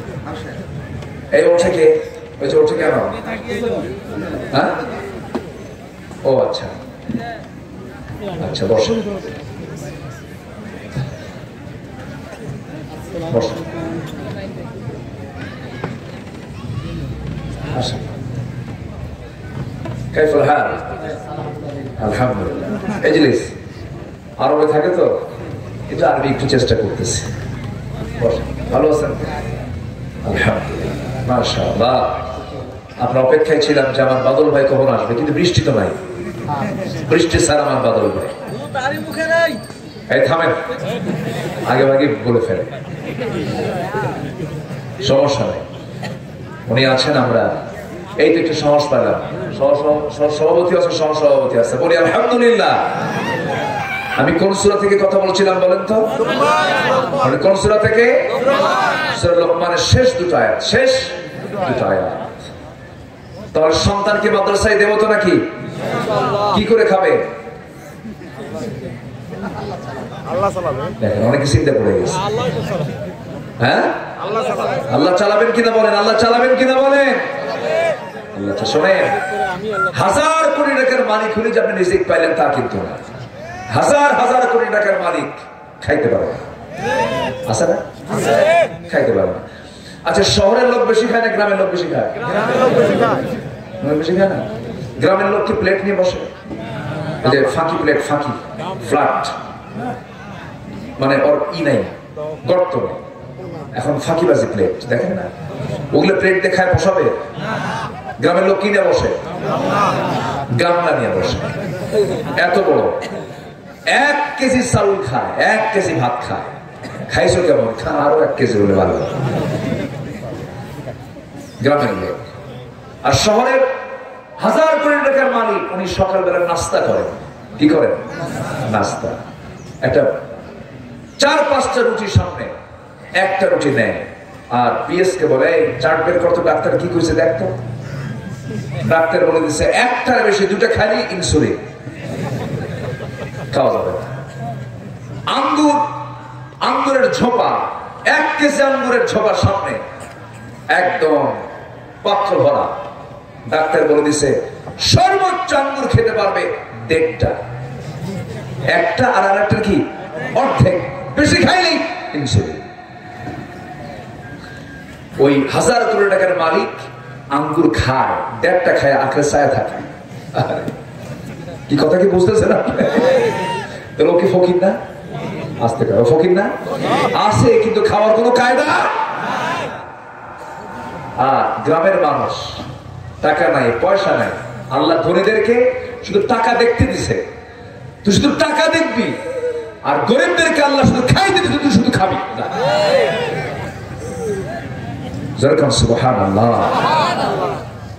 এই জন্য রিজিক চাইতে হবে কার কাছে? আল্লাহর কাছে। আমার কথা মনে কষ্ট পাচ্ছেন আপনারা? রিজিক নিয়ে কোনো টেনশন করবেন না। পাখি, বাবুই পাখি বাসা বাঁধে কোথায়? তাল গাছে। ও কি না খেয়ে থাকে? আচ্ছা, ওর লাইফ স্টাইল কি আমার চেয়ে দুর্বল? আমরা গাড়িতে চড়ি, ভ্যানে চড়ি, হোন্ডায় চড়ি, বাসে চড়ি, বিমানে চড়ি। সবসময় কি আমরা বিমানে চড়ি? যত বড় রাজা বাদশাহ হোক, সবাই সবসময় কি বিমানে চড়া সম্ভব? আর বাবুই পাখি কি করে? ওর কি কোনো স্থলভাগে চলাচল আছে? নৌকায় চড়ে? ওর পাত্তাই নেই আমার। আমি বিমান 24 আওয়ার্স। ও কারোর কাছ থেকে আবার ওই বিমান টিমানে টিকিটও কাটা লাগে না, ও একাই সবকিছু করে। বাসা একখান বানায় নিছে এমন জায়গায়, আইলা, হারিকেন, সিডর, ফণি, বুলবুল সব হয়ে যায়, আমার আপনার বাড়ি শেষ। বাবুই পাখির তাল গাছও ঠিক আছে, ওর বাড়িও ঠিক আছে। যেরকম সুবহানাল্লাহ। তাহলে কোন প্রাণী রিস্কের ফায়সালা কেউ করে না, কে করেন? আল্লাহ। আবার জলভাগের মধ্যে একটা বড় প্রাণী আছে, তিমি। এই তিমির হাড়ের ওজন হলো 600 কেজি। কেউ তো সুবহানাল্লাহ কইল। হাড়ের ওজন যদি 600 কেজি, তাহলে ওই প্রাণীটার ওজন কি কত? হাড়ের ওজন হলো 600 কেজি। হাড়ের ওজন। প্রতি মিনিটে 10 থেকে 12 বার হৃদস্পন্দন হয়, হৃদস্পন্দিত হয়, হার্ট বিট হয়, যার আওয়াজ শোনা যায় 3 থেকে 4 মাইল দূর থেকে। প্রত্যেক দিন তিনি তার বাচ্চাকে দুধ খাওয়ায় 50 থেকে 60 মণ। কে খাওয়ান? আসতে বলবেন না, কে খাওয়ান? বলেন তো কোনোদিন কি আমরা শুনছি যে প্রশান্ত মহাসাগরে বেশ কিছু তিমি মাছ এরা হরতালের ডাক দিয়েছে খাদ্য পায় নাই বলে? এরকম শুনছেন আপনারা? কোন নিউজ কি পাইছে? তাহলে তিনি আন্দোলন করে না খাবারের জন্য। স্থলভাগের কোন প্রাণী, কোন সুন্দরবন কোনোদিন কি শুনছে যে সুন্দরবনের বাঘ রাস্তায় বের হয়ে এসে বলতেছে খাবার নাই? এরকম কইছে? তাহলে কোন প্রাণীর মধ্যে খাদ্যের সংকট নেই, কিন্তু মানুষের মধ্যে মনে একটু সমস্যা নাই? আসতে কর সমস্যা আছে না নাই? সেই সমস্যার সমাধানের জন্য দিয়েছেন কি? চোরদের হাতে দিবেন, ওরা খাইয়া শেষ করবে, আপনি খেতে পাবেন না। আমরা কি ভুল বলতেছি? কথা ভুল বলতেছি? এই দেশকে এগিয়ে নিয়েছে অশিক্ষিত মানুষ, কৃষকরা দেশকে আগায় নিয়েছে, শ্রমিকরা দেশকে এগিয়ে নিয়েছে। আমার প্রবাসী ভাইরা প্রবাস জীবনে থেকে সন্তানদের চেহারা না দেখে রক্তকে পানি বানায়া পরিশ্রম করে প্রবাসী থেকে দেশের টাকা, দেশের মা মারা যা আসতে পারে না, বাপ মারা যা আসতে পারে না, দেশের টাকাগুলো রেমিটেন্স গুলো দেশে পাঠায়, দেশকে তারা আগায় দিয়েছে। নিজের চোখে দেখা ওই মালয়েশিয়ার সেই শ্রমিকগুলো আমার দেশ থেকে যায় 100 তলা বিল্ডিং এর উপরে পাখির মতো ঝুলে ঝুলে কাজ করে, সেই টাকাগুলো দেশে পাঠায় রক্ত পানি করে। এরা অশিক্ষিত, এরা দেশকে আগায় দিয়েছে। দেশকে আগায় দিল শ্রমিক, দেশকে আগায় দিল কৃষক, দেশকে আগায় দিল প্রবাসী, দেশকে পিছায় দিল কারা? এক শ্রেণীর শিক্ষিত নামের কলম চোরেরা, যারা সমাজে কোরআন চায় না। এরকম কলম চোর আছে না নাই? যে নেতাগুলো চোর, যে নেতাগুলো নামাজ পড়ে না, যে নেতাগুলো মদের বোতল নিয়ে পড়ে থাকে, ওই সমস্ত নেতৃত্বের মুখে আমরা থুতু মারি। আছে আছেন কারা কারা? হাত উঁচু করে দেখা।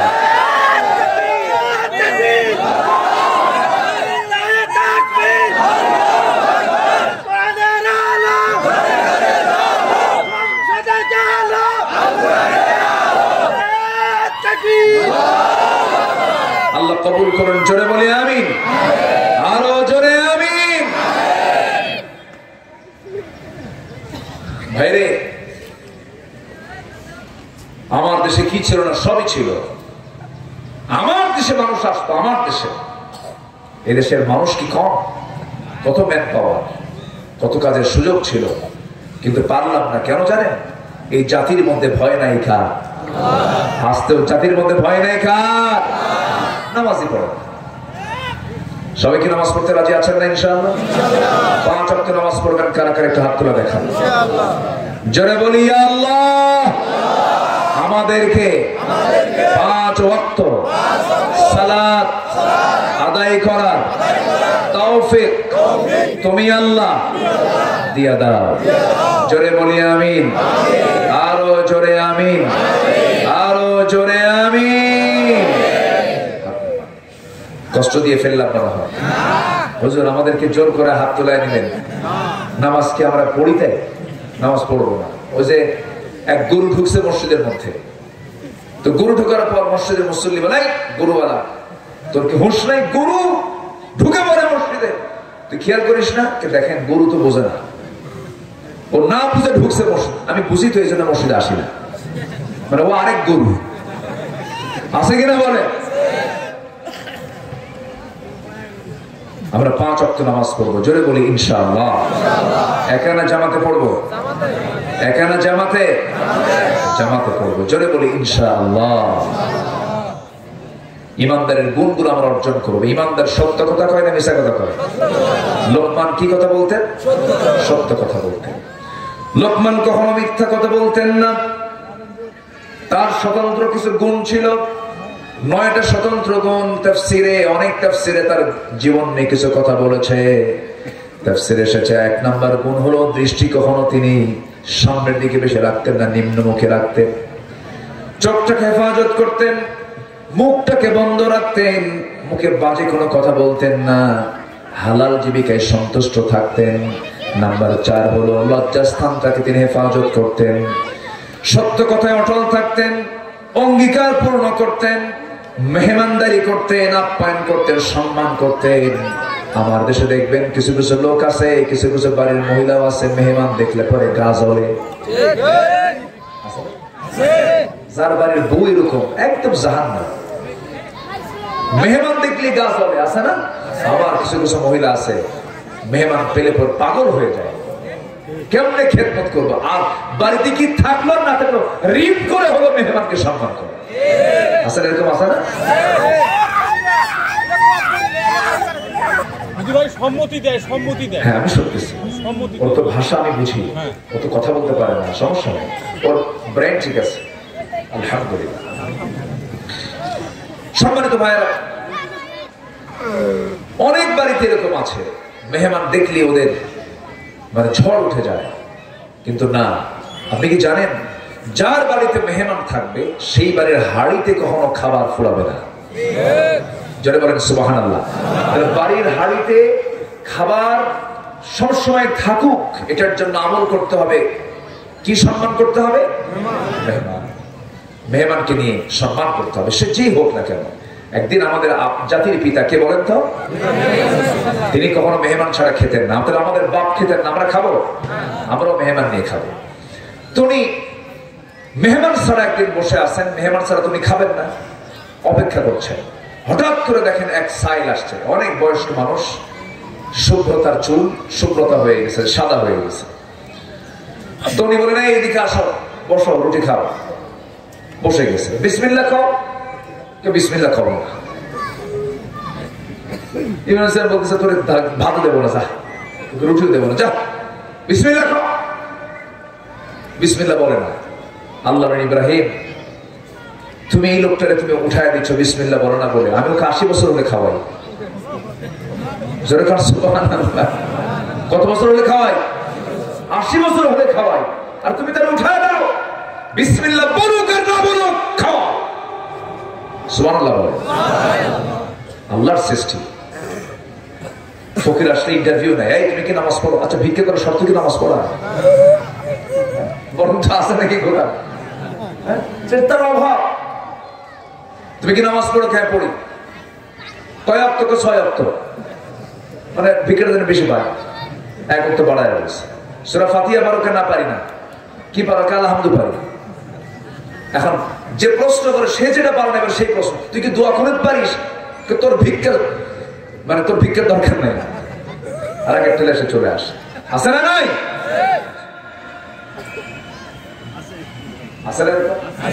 আছে কিনা বলেন? আপনি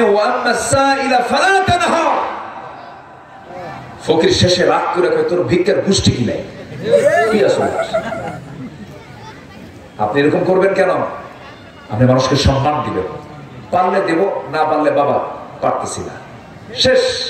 এত প্রশ্ন কেন? আল্লাহ তাআলা এগুলো মানা করেছেন।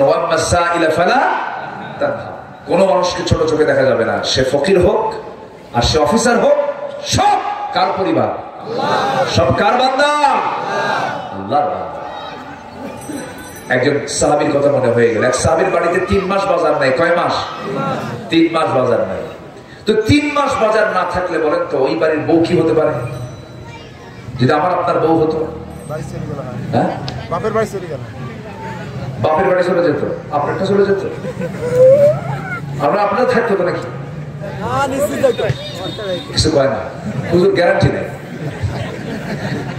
তাই তো 3 মাস এট এ টাইম বাজার নাই, কোন মতো করে শুধু দিন পাড়ি দিচ্ছেন, পানি খায়া, সামান্য কিছু খাবার খায়া। হঠাৎ করে বউ বলতেছে, স্বামী আমার, ওই আপনার পকেট থেকে কিছু পয়সা জড়ো করে করে কিছু পয়সা জমাইছে। এরকম বউরা করে না? করে। স্বামীর পকেট থেকে টাকা চুরি করা জায়েজ আছে?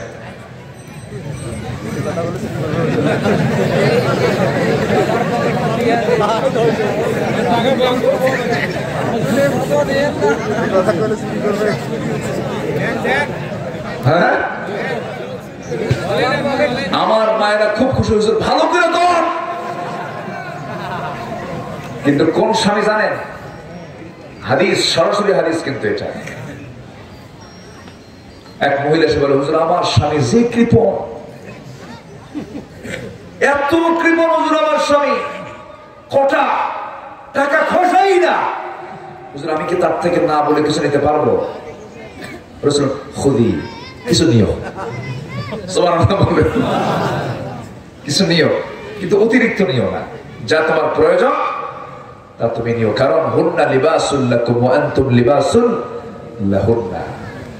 কারণ আপনার তো জীবন, সে আপনাকে দেখবে, কিন্তু সে এমন কৃপণ আছে না, কিছু স্বামী আছে না, এরকম আছে না, আছে না নাই? সব শুধু শ্বশুর বাড়ির দিকে পাঠায় দেয়, হেলে বলে যা ওখান থেকে নিয়ে আয়। যে সমস্ত স্বামী তার বউকে শ্বশুর বাড়ির থেকে নেওয়ার ধান্দা করে, ওর চাইতে ছোট লোকের বাচ্চা দুনিয়া তার নাই। জোরে কও যুবক, তুই জোরে কও। কয়টি বিয়ে করছো?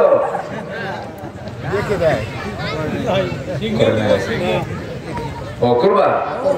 আচ্ছা করবে করবে না, ঠিক আছে, খুব ভালো, খুব ভদ্র ছেলে। এখানে এসে এখন ডিস্টার্ব করতেছে, ও আবার এখানে এসে বুঝাচ্ছে, ডিস্টার্ব করিস না, বুঝলেন না? খুব ভালো ছেলে। বস।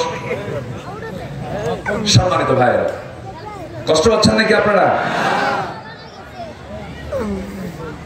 আমার নবীজি ওই প্রিয় সাহাবী 3 মাস বাজারে নাই, স্বামীকে ডাক দিয়ে বলেন যে আপনার কাছ থেকে আমি কিছু কয়েন নিয়েছিলাম, কিছু পয়সা নিয়েছিলাম, এই পয়সাগুলো আপনি আজকে নিয়ে একটু ভালো করে বাজার করে আনেন, বাচ্চাগুলো খায় না ভালো, আজকে রাতের বেলা তৃপ্তি ভরে কিছু খাবো।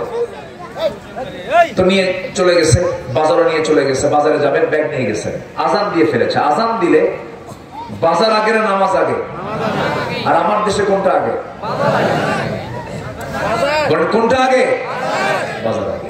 আর ইসলামের দৃষ্টিতে আজান হলে পরে কোনটা আগে? বাজার সমিতি আছে না নাই? বাজার সমিতি নেই? আমার দেশে কিন্তু সব জায়গায় কিন্তু বাজার সমিতি আছে।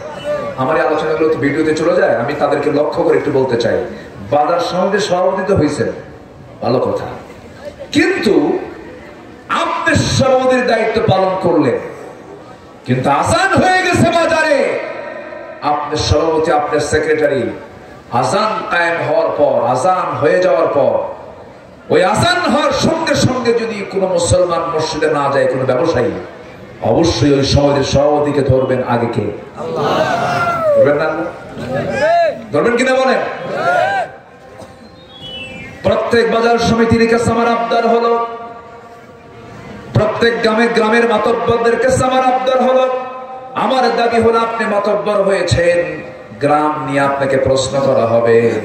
আপনি বাজার সমিতির সভাপতি হয়েছেন, আপনাকে অবশ্যই প্রশ্নের সম্মুখীন হতে হবে, কোনো সন্দেহ নাই। আপনি পরিবারের একজন কর্তা, আপনি বাবা, আপনি স্বামী, আপনার পরিবার সম্পর্কে প্রশ্ন করবেন কে? আমার বন্ধুগণ, সন্তানকে স্কুলে না যাওয়ার কারণে পিটায় শাসন করে, নামাজের জন্য শাসন করে না, ফজরে তুলে দেয় না, ডেকে দেয় না। এইদিকে বাজার সমিতির সভাপতি, আজান হয়ে যাচ্ছে, মার্কেট ঠিকই চলছে, মার্কেট বন্ধ করো না, নামাজের সময় হয়ে গেলে পরে জবাব দিতে হবে কার কাছে? আল্লাহর কাছে।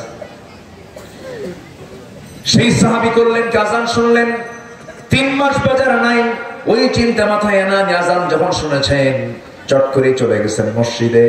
রাসূল নামাজ পড়াচ্ছেন, নামাজ পড়াতে নিয়ে আমার নবীজি হঠাৎ করে বয়ান শুরু করে দিয়েছেন।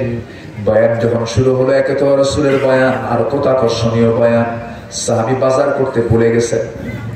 ওয়াজ শুনতে শুনতে আসর, আবার মাগরিব, আবার এশা যখন হয়ে গেছে, ওই সাহাবীর বাজার করা হলো না। ফাঁকা ব্যাগ হাতের মধ্যে নিয়ে যখন তিনি বাড়ির দিকে আসতেছেন, এমন সময় রাসূল বলছেন, তালহা এই দিকে আসো,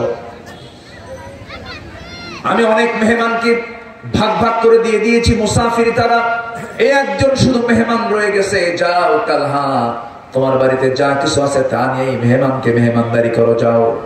সাইয়েদনা তালহা না করতে পারলেন না, কিছুই বুঝাতে দিলেন না, কারণ যা বুঝাবো কাকে বুঝাবো?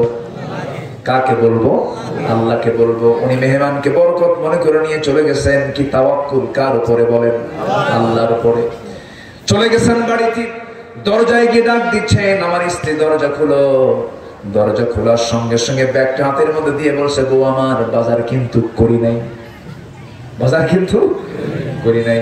কিচ্ছু বললেন না, মুস্কি হাসি মারলেন, কারণ স্বামী দূর থেকে আসলে পরে ঘরের মধ্যে ঢুকলে সালাম দিয়ে আগে মুস্কি হাসি দিয়ে বরণ করে নিতে বলেছেন মুহাম্মদ সাল্লাল্লাহু আলাইহি ওয়াসাল্লাম। কিন্তু কিছু কিছু মহিলা আছে, আজকে স্বামী আসুক, আছে না নাই?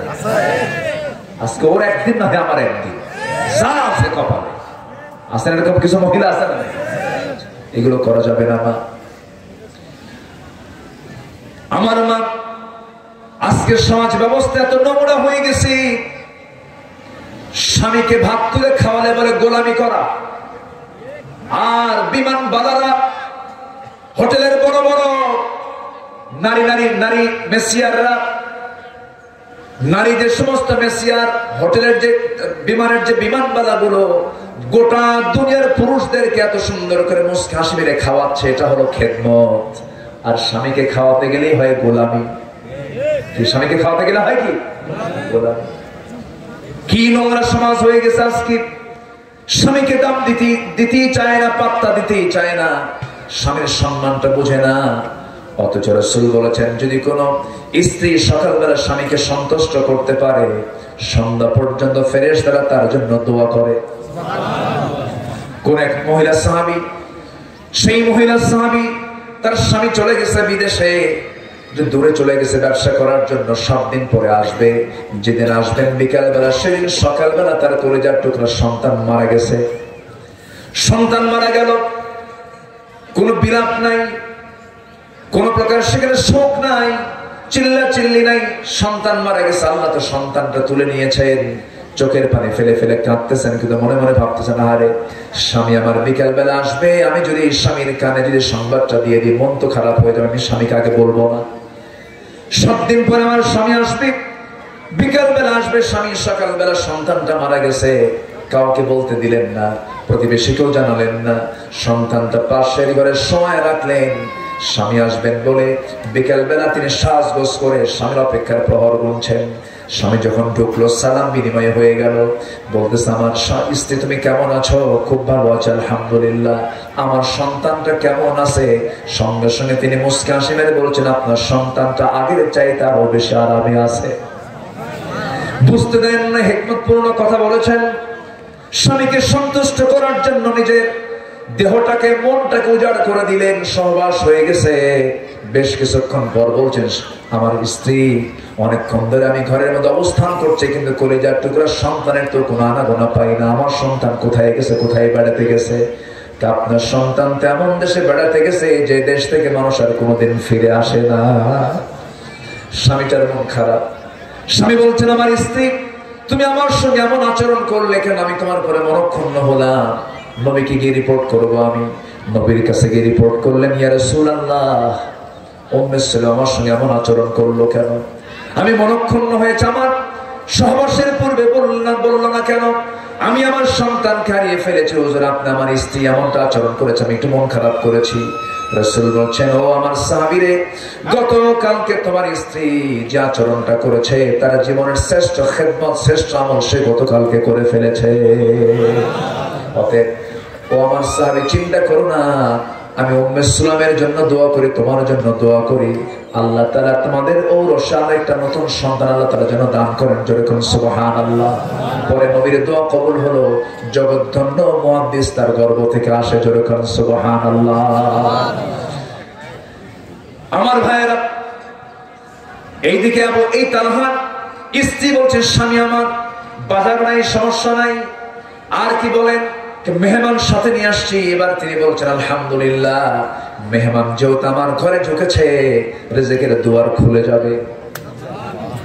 একটু জোরে বলি সুবহানাল্লাহ। এটা হচ্ছে লোকমানের গুণ। কার গুণ বলেন?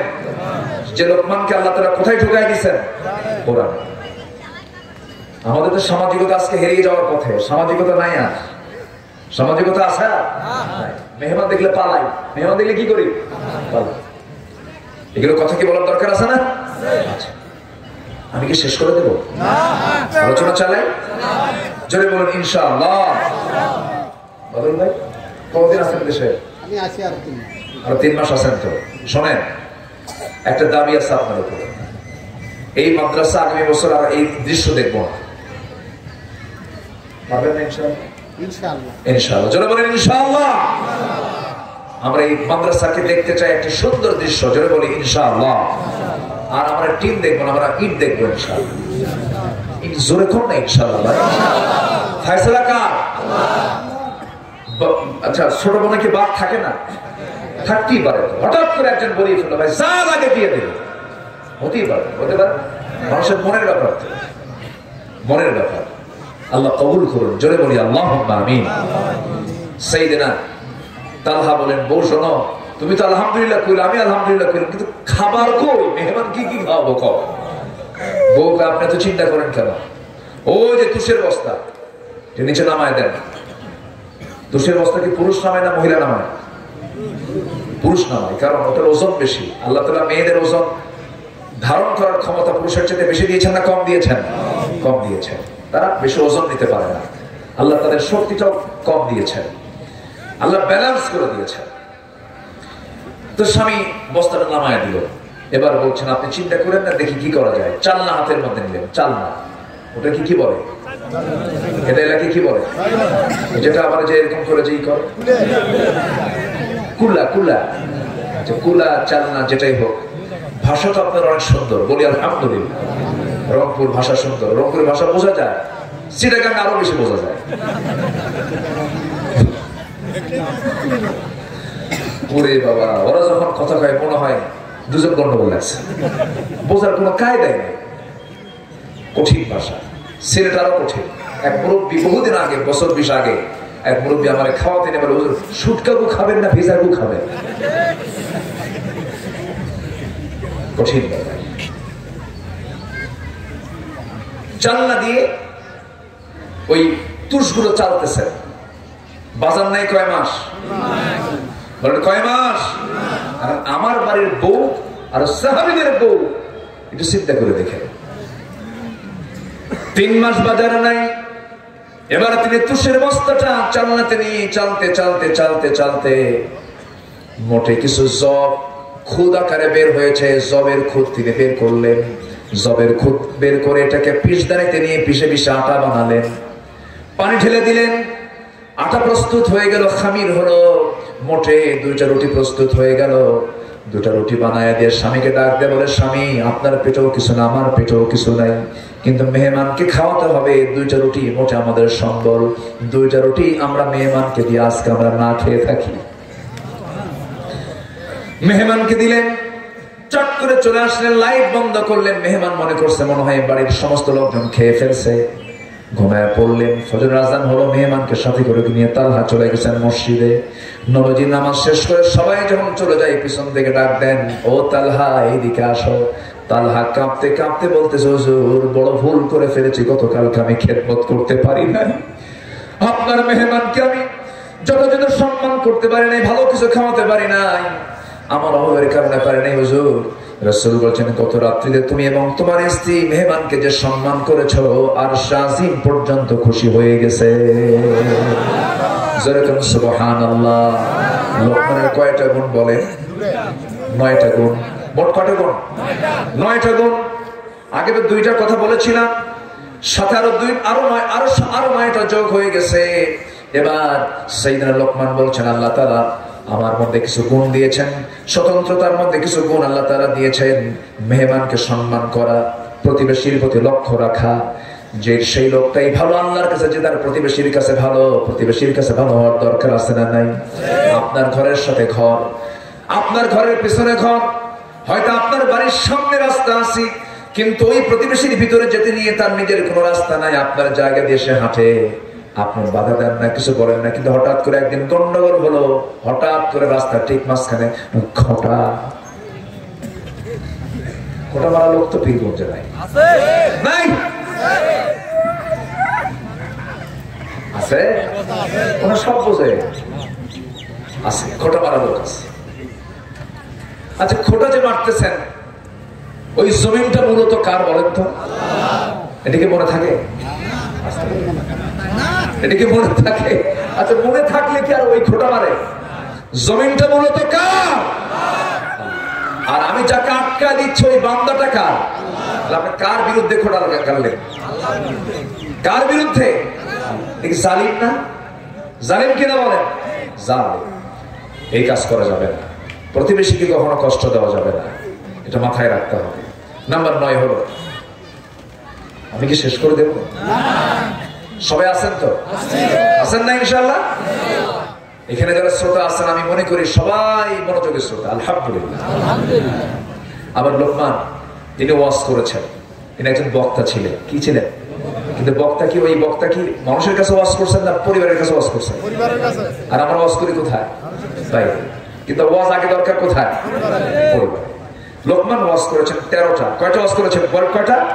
13টা। শুনবেন? আগ্রহ আছে? সবই শুনবেন? জোরে বলি আলহামদুলিল্লাহ। লোকমান ওয়াজ করেছেন 13টা।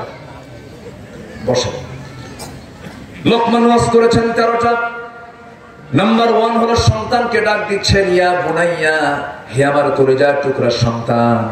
সন্তানকে মারা যাবে নাকি? অনেকে বাপ আছে পাষাণ হৃদয় আছে না, কিছু শাসন, ওইরকম শাসন করতে রাসূল মানা করেছেন। আবার কিছু শিক্ষকও আছেন অমানবিক অত্যাচার করবেন, এটাও করা যাবে না। আবার শাসন করবেন না, এটাও বাদ দেওয়া যাবে না। আজকে শিক্ষকরা ছাত্রের ভয়ে থাকে না ছাত্র শিক্ষকের ভয়ে থাকে? আলহামদুলিল্লাহ। লক্ষণ ভালো না এটা?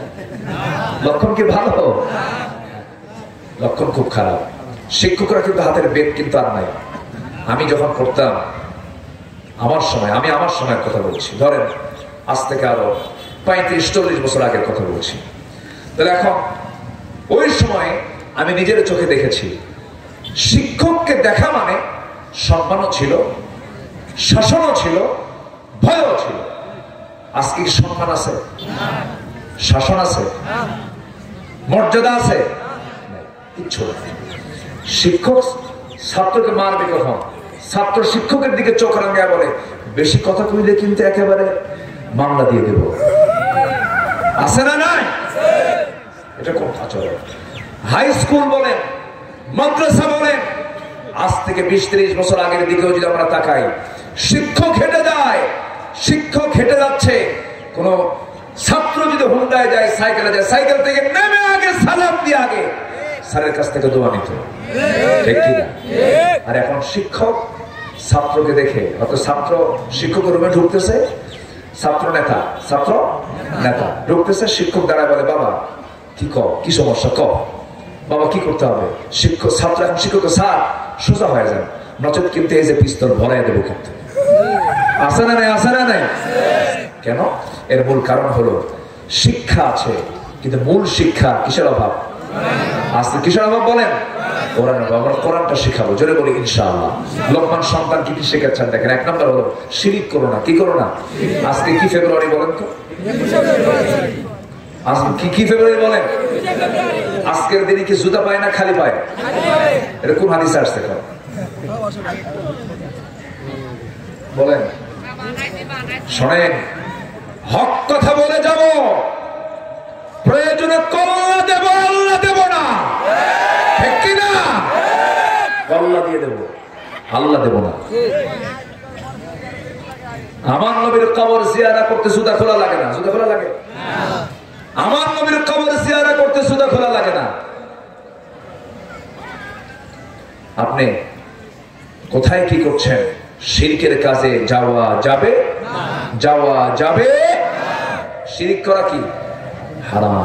তাহলে আমরা স্কুলে সন্তানদেরকে শিখাচ্ছি, বাবা ফুল নিয়ে যাও, খালি পায়ে যাও। আর লোকমান শিখাচ্ছেন শিরিক করো না। কার সাথে? আল্লাহর সাথে। তাহলে লোকমান দরকার না এগুলো দরকার? কি দরকার বলেন? লোকমান দরকার। মন চাচ্ছে আরো কথা বলি। আজকে কেন আমি আলোচনায় খুব মজা পাচ্ছি। জোরে বলি ইনশাআল্লাহ। নাম্বার 2, আল্লাহর শুকরিয়া আদায় করো। আল্লাহ কি আদায় করো? শুকরিয়া আদায় করো। নাম্বার 3, পিতামাতার আনুগত্য করো, তাদের কৃতজ্ঞতা স্বীকার করো। একটা প্রশ্ন করবো আপনাকে, মা বড় না বউ বড়? ভালো করে কম। বউ কিন্তু বাড়িতে আছে, চিন্তা ভাবনা করে কম। মা বড় না বউ বড়? মাহফিলে মা বড়, বাড়িতে বউ বড়। হ্যাঁ, মাহফিলে মা বড় আর বাড়িতে বউ। সব জায়গায় কে বড়? মা বড়। হ্যাঁ, মা বড়, সব জায়গায় মা বড়। মা তো মাই, মার বিকল্প কিছু নাই।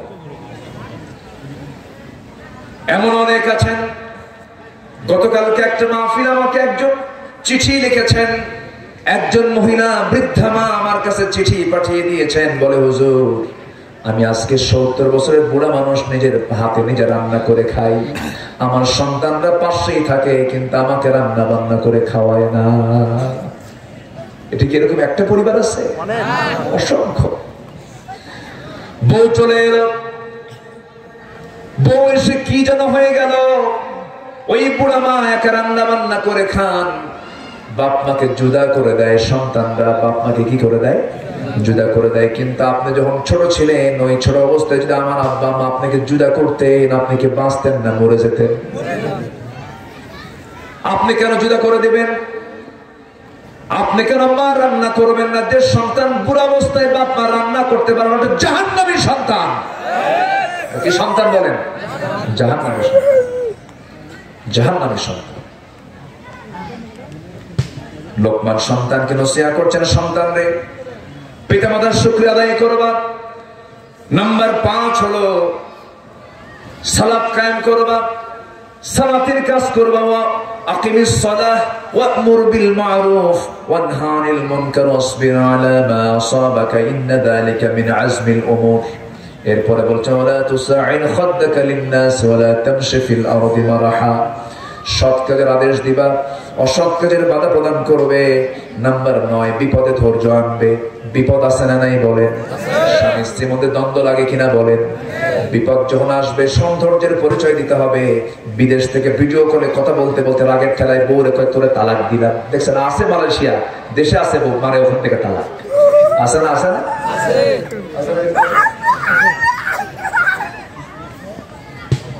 রাগ করে তালাক দিয়ে দিল।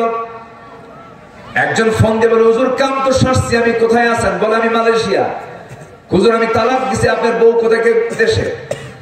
দেশে থাকলো বউ, আপনি থাকলেন মালয়েশিয়া, ওখান থেকে তালাক দিবেন কেন? বাড়িতে আসবেন। হুজুর ভুল হয়ে গেছে, আগের ছেলায় ভিডিও কল মারতে নিয়ে মারছি, তালাক 100 তালাক দিছি। 100 তালাক দিছি, 100 তালাক। তাই তালাক কি 100 হয়? বললো আপনি তালাক দিলেন কেন? হুজুর রাগ করছিল। হুজুর একটা প্রশ্ন করি, কি রাগের মাথায় তালাক দিলে কি তালাক হয়? আবার উল্টা প্রশ্ন করতেছে। আচ্ছা কেউ কি মহব্বত করে তালাক দেয়? আচ্ছা তালাকের সম্পর্ক কি মহব্বতের সাথে না রাগের সাথে? বলেন বলেন কিসের সাথে? রাগের সাথে। কেউ কি মহব্বত করে কয় রাগ করো না সোনা, তোমার না তালাক দিলাম, এমনি তালাক দেয় কেউ? বিপদে ধৈর্য, মানে রেগে যাব আমি হেরে যাব, রেগে গেলে কি হেরে যাব। আপনি রাখবেন না, আপনি ধৈর্য ধরবেন, আপনি পৃথিবী জয় করতে পারবেন। আল্লাহু আকবার বলেন। পৃথিবী জয় করতে পারবেন, পৃথিবী জয় করা যাবে। কাউকে এড়িয়ে না যাওয়া, মানুষকে দাম না দিয়ে। কিছু কিছু লোক আছে পাত্তাই দেয় না, আসলে কিছু লোক আছে বলে তুসাইল খাদ্দাকা লিন-নাস, মানুষকে এড়িয়ে যাবে না, কোন মানুষকে দুর্বল চোখে দেখবে না। আল্লাহু আকবার বলেন। ওয়ালা তামশি ফিল আরদি মারহা, অহংকার করবে না, চালচলনে ভারসাম্য করবে, কথার আওয়াজকে বড় করবে না, চিৎকার মেরে মেরে কথা বলবা না, বড় আওয়াজে হুমকি ধামকি দিয়ে কথা বলবা না, আওয়াজটাকে ছোট করবা। কারণ ইন্না আনকারাল আসওয়াত লা সাউতুল হামির। লোকমান আওয়াজ করতেছে কি সুন্দর করে। সবচেয়ে বড় আওয়াজ হলো গাধার আওয়াজ।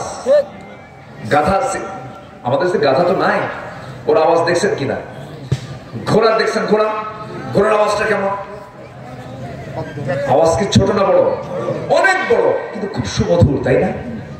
সুমধুর না। ঘোড়ার আওয়াজ কি সুমধুর?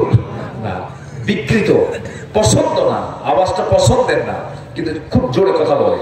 এরকমই আল্লাহ তাআলা বলছেন অত চিৎকার করে কথা বলবো না। বাপ মার সামনে ঝাঁকি মেরে কথা বলার সন্তান আছে না নাই?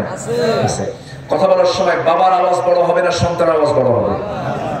আবার বলেন। আমি নিজের অভিজ্ঞতা নিয়ে একটা কথা বলি। আমার আব্বা, আমি আব্বা মানে যত্নশীল, একটা ব্যাপারে আমি যত্নের কথা বলতেছিলাম যে আব্বা আপনি এই কাজটা করবেন না, আপনি অসুস্থ হয়ে পড়বেন। আমি আব্বাকে এই কথা বলতেছি, আব্বা আপনি এই কাজটা করেন না, আপনার তো বয়স হয়ে গেছে। কিছু কিছু মুরব্বী আছে দেখবেন যে বয়স হলেও কত জমা আসেন, এরকম আছে। তার ভালোর জন্য আমি বললাম যে আব্বা এটা আপনি করবেন না, না এটা না করেই ভালো। আমার আব্বা খেপে গিয়ে কয় তোর আওয়াজ বড় হলো কেন?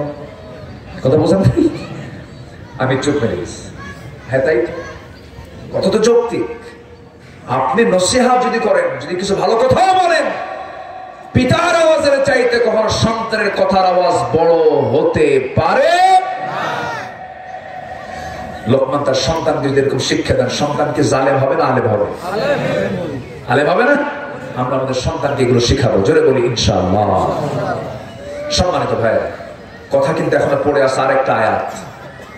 আল্লাহ তাআলার কাছে 5টা জ্ঞান, যে জ্ঞান আমাদের কাছে নাই। শুনবেন না আপনারা সবাই? জোরে বলি ইনশাআল্লাহ।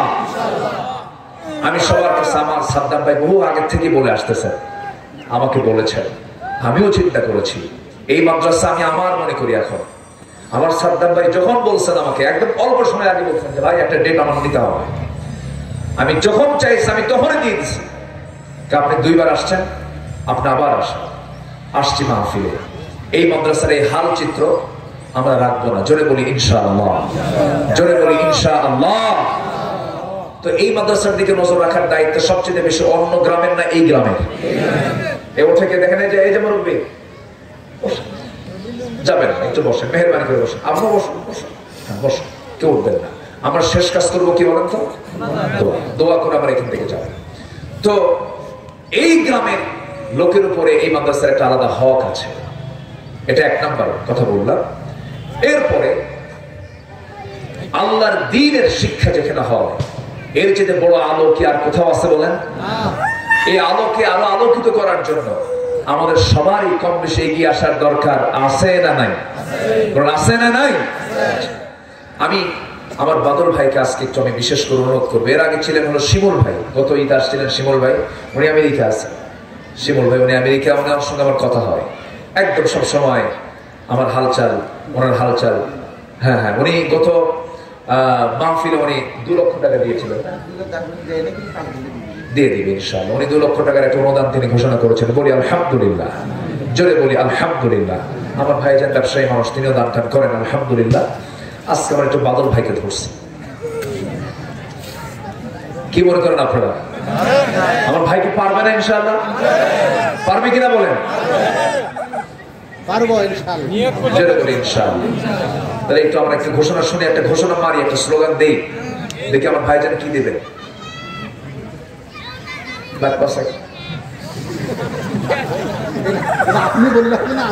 আচ্ছা না, ঠিক আছে, আমি একটু বললাম, বলা যায় না তো।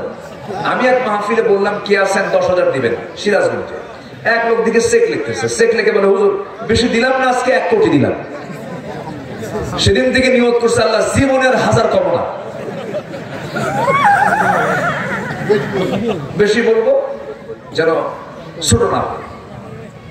আমার বাদল ভাই আজকে একটা প্রত্যাশিত দান তিনি করবেন, জোরে বলি ইনশাআল্লাহ। আজকে মাহফিলের সম্মানিত, আল্লাহ তাআলা তাকে সিলেকশন দিয়েছেন শহর সভাপতি, তিনি এই মাহফিলের জিম্মাদার বলা চলে। আলহামদুলিল্লাহ বলেন যে উনি আমাদেরকে আজকে একটা সন্তুষ্ট চিত্তে একটা রায় তিনি দিবেন আমাদের জন্য ইনশাআল্লাহ। আল্লাহ তুমি তাকে দিল থেকে দেওয়ার তৌফিক দাও, জোরে বলি আল্লাহুম্মা আমিন। এটা চাদর যদি আমি ভিতরে দিয়ে দিই, চাদরে আমরা কম বেশি যদি দেই, আমাদের কি সওয়াব হবে না গুনাহ হবে বলেন তো?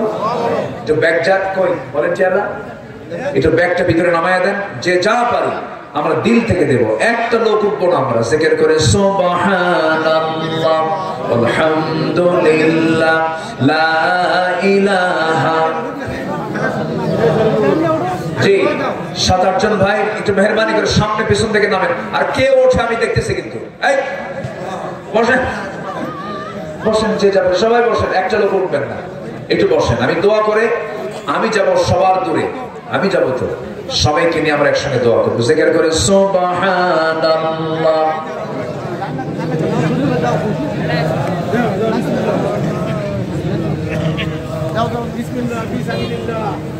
আরো জোরে সুবহানাল্লাহ আলহামদুলিল্লাহ।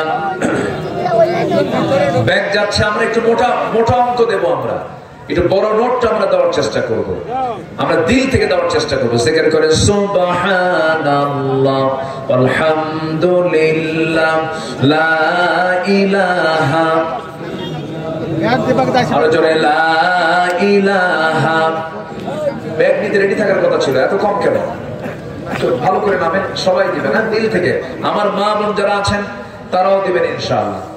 আপনাদের দান এটা কম হোক, কম হলেও এটা পরিমাণে হয়তো কম হচ্ছে, কিন্তু এটা একটা বরকত। এটা কি বলেন? সবার হাতের বরকত এই মাদ্রাসায় লাগা মানে কি মাদ্রাসা আরো উন্নতির দিকে চলে যাবে ইনশাআল্লাহ। বলেন সবাই দিবেন, আপনি দিবেন, আপনি ভাগ্যবান, সবাই দিবেন। জি, একটু মেহরবানি করে দিলটা নরম করে আমরা দেবো। সেখানে করে সুবহানাল্লাহ। একজন ভাই দিয়েছেন 1000 টাকা, আল্লাহ কবুল করো। আরেকজন ভাই দিয়েছেন 500 টাকা, আল্লাহ কবুল করো। নেক নিয়ত মঞ্জুর করে আব্বা আম্মাকে মাফ করো। জোরে বলি আল্লাহুম্মা আমিন। সবাই